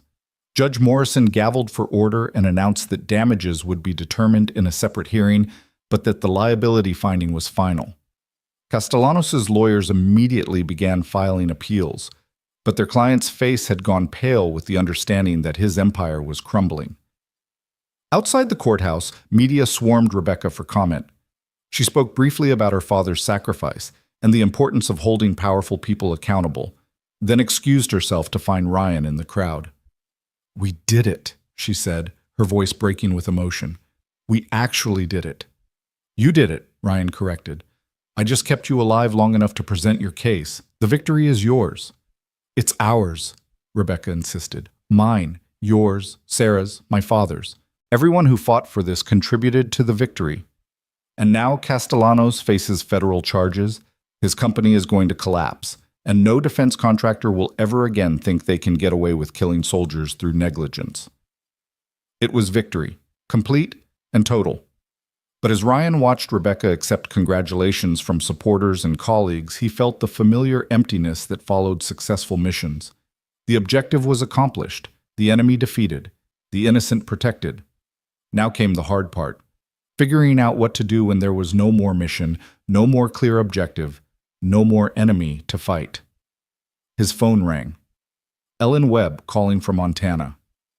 "Ryan, you need to come get your daughter. Not because anything's wrong, but because she misses you desperately, and because she deserves to hear from her father that the bad people are gone and she can come home." "I'll be there tomorrow," Ryan promised. "And Ellen, thank you for everything." Just doing what Marcus would want. Come home, Ryan. Your war is over. Time to figure out how to live in peace." That night, Ryan drove back to Cedar Falls alone, leaving Rebecca to handle media and lawyers in the aftermath of victory. The town looked the same as when he'd left 2 weeks ago, but Ryan felt fundamentally changed.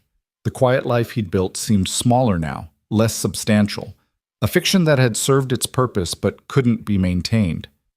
Mrs. Henderson met him at the door when he arrived home, her eyes full of questions she was too polite to ask. "Everything settled with your emergency work?"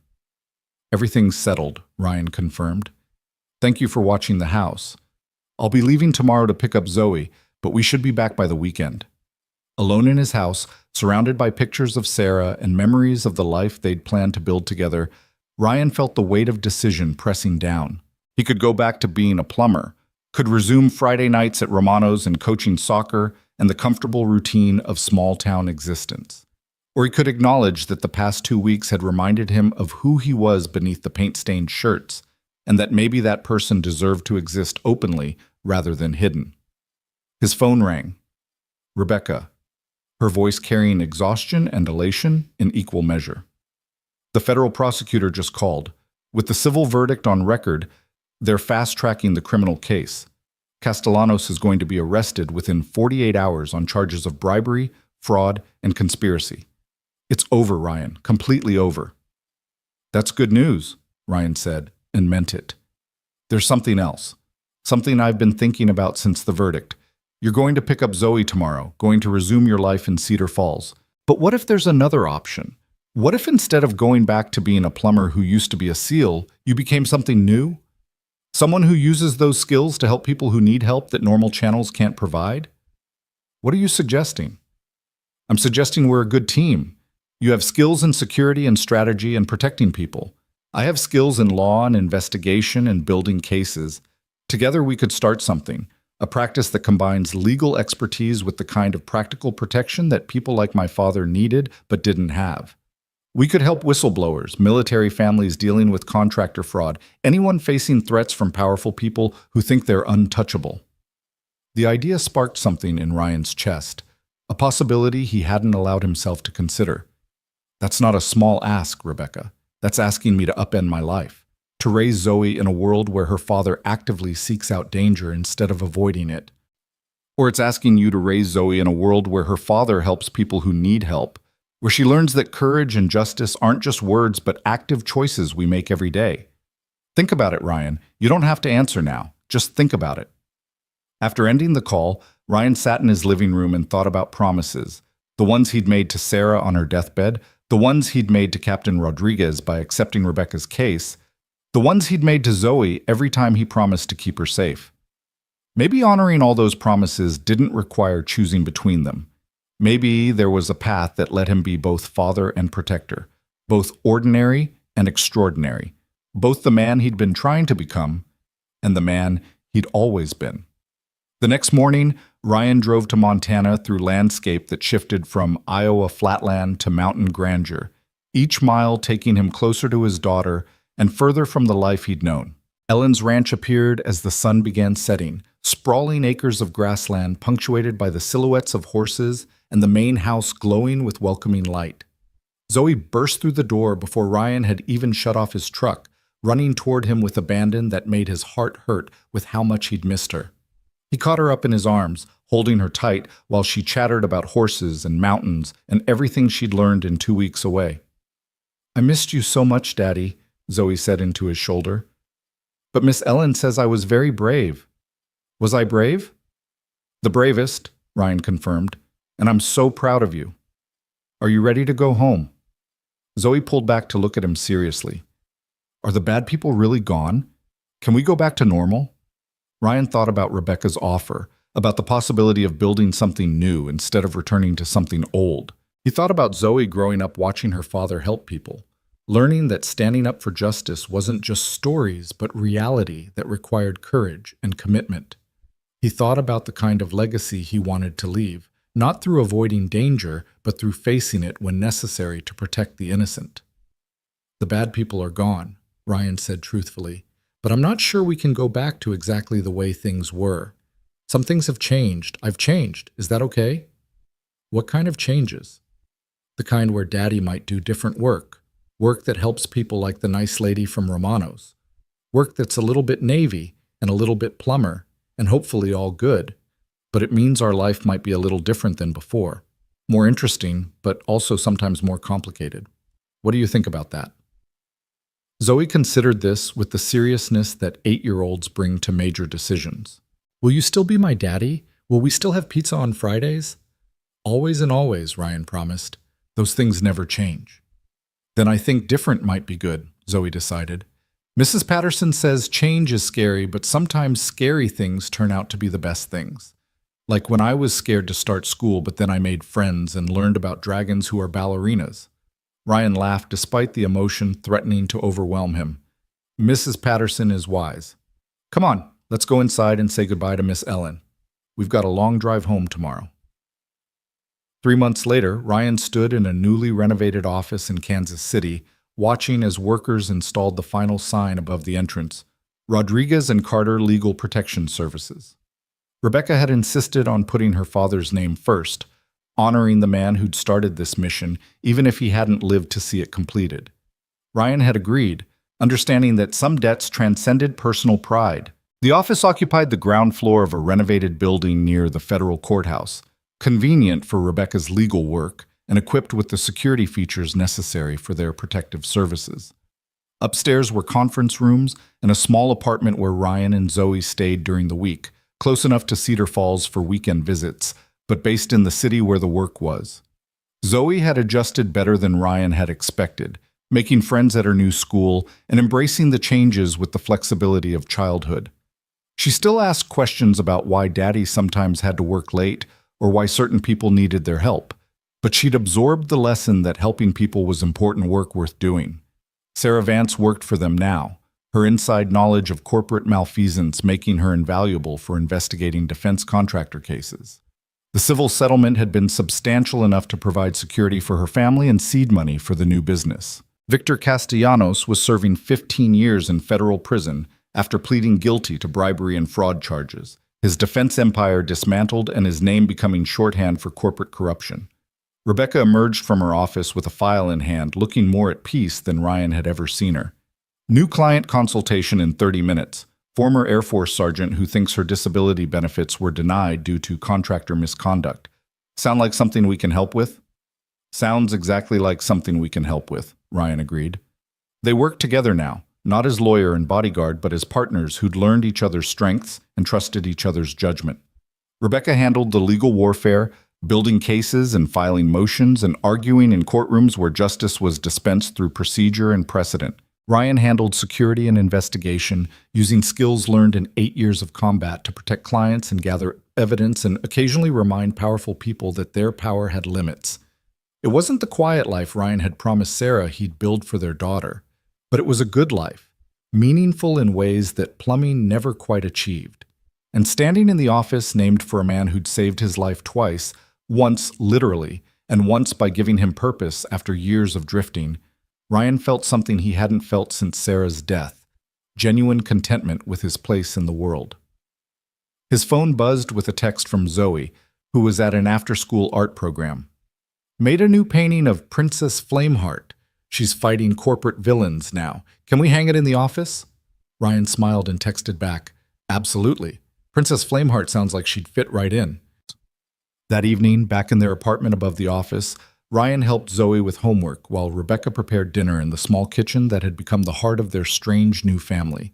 They weren't romantic partners exactly. The relationship was too complex for simple labels, built on shared trauma and mutual respect, and the gradual understanding that they worked better together than apart. But they were family in the way that mattered, people who'd chosen to stand together against darkness and who'd emerged into light still standing. Later, after Zoe was asleep and the city lights glowed beyond the windows, Ryan and Rebecca sat in the living room reviewing files for upcoming cases. It was comfortable routine now, the kind that develops between people who've been through war together and survived. Do you ever regret it? Rebecca asked suddenly. Giving up the quiet life in Cedar Falls? I know you built that for Sarah, that it was supposed to be the life you promised her. Ryan thought about it carefully, wanting to give an honest answer. I regret that Sarah didn't live to see what I've become. I think she would have understood that the quiet life was me hiding, not healing, that I needed purpose beyond surviving grief. But no, I don't regret the choice. We're helping people who need help. We're holding powerful people accountable. We're teaching Zoe that courage and justice aren't just words but actions. That's worth sacrificing quiet for. Your father would be proud, Ryan added, looking at Rebecca. Captain Rodriguez saved my life so I could be here doing this, honoring his sacrifice by continuing his work. That's the best kind of legacy, one that ripples outward long after we're gone. Rebecca's eyes glistened with tears she didn't bother hiding. I think about him every day. About what he'd say about this, about us, about the work we're doing. I like to think he's somewhere nodding approval and telling terrible jokes. He definitely told terrible jokes, Ryan agreed, though he'd only known the captain for 30 seconds of combat. Come on, let's get some rest. Tomorrow starts a new case, new people to help, new battle to fight. Always another battle, Rebecca said with a tired smile. But at least we're fighting the right ones now. Upstairs in his small bedroom, Ryan looked in on Zoe one last time before heading to bed himself. She slept peacefully, Mr. Tumbles clutched in her arms, her face peaceful in the way only children's faces can be when they feel safe and loved. On her desk sat the painting of Princess Flameheart she'd made that afternoon, a dragon in a tutu wielding a sword against figures in business suits, childish art that captured a central truth about justice requiring both grace and force. Ryan had spent 3 years trying to be normal, trying to bury the warrior under domestic routine and small-town anonymity. But that Friday night at Romano's had reminded him of something essential. Some people are built to stand between the innocent and the dangerous, and pretending otherwise dishonors both the people you could help and the training that prepared you to help them. Captain Benjamin Rodriguez had saved his life outside Kandahar, not knowing what that life would become, but trusting it was worth saving. Now Ryan honored that trust by using his remaining years to protect others, to fight corruption, to ensure that Rodriguez's sacrifice and the sacrifice of the 20 Marines who died wearing defective armor meant something beyond tragedy. The mission never really ended. It just evolved, finding new expression in courtrooms instead of combat zones, in legal briefs instead of tactical plans, in protecting whistleblowers instead of forward operating bases. The fundamentals remained constant. Identify the threat, protect the innocent, accomplish the objective, survive to fight another day. Ryan Carter had been a SEAL, a plumber, and now something new, a guardian who operated in the gray spaces between law and justice, who used military skills for civilian protection, who'd learned that sometimes the best way to honor the dead was to keep fighting for the living. He closed Zoe's door and headed to his own room, his dog tags hanging where they always did beside his bed. No longer a burden, but a reminder that some debts transcend death and some promises outlive the people who made them. Tomorrow would bring new challenges, new clients who needed help that normal channels couldn't provide, new opportunities to stand against the powerful on behalf of the powerless. But tonight, in a small apartment above an office named for a hero, with his daughter sleeping peacefully and his partner planning tomorrow's battles, Ryan Carter finally felt something he hadn't felt since Sarah's death. Home. Not the geographic kind, but the internal kind that comes from living with purpose and integrity and the knowledge that your work matters. The quiet protector had found his voice, and the world was better for it, one case at a time, one protected witness at a time, one powerful person held accountable at a time. Justice wasn't perfect. It wasn't quick. But it was possible, if you had courage enough to fight for it and stubbornness enough to never give up. Ryan Carter had both in abundance, and he was just getting started.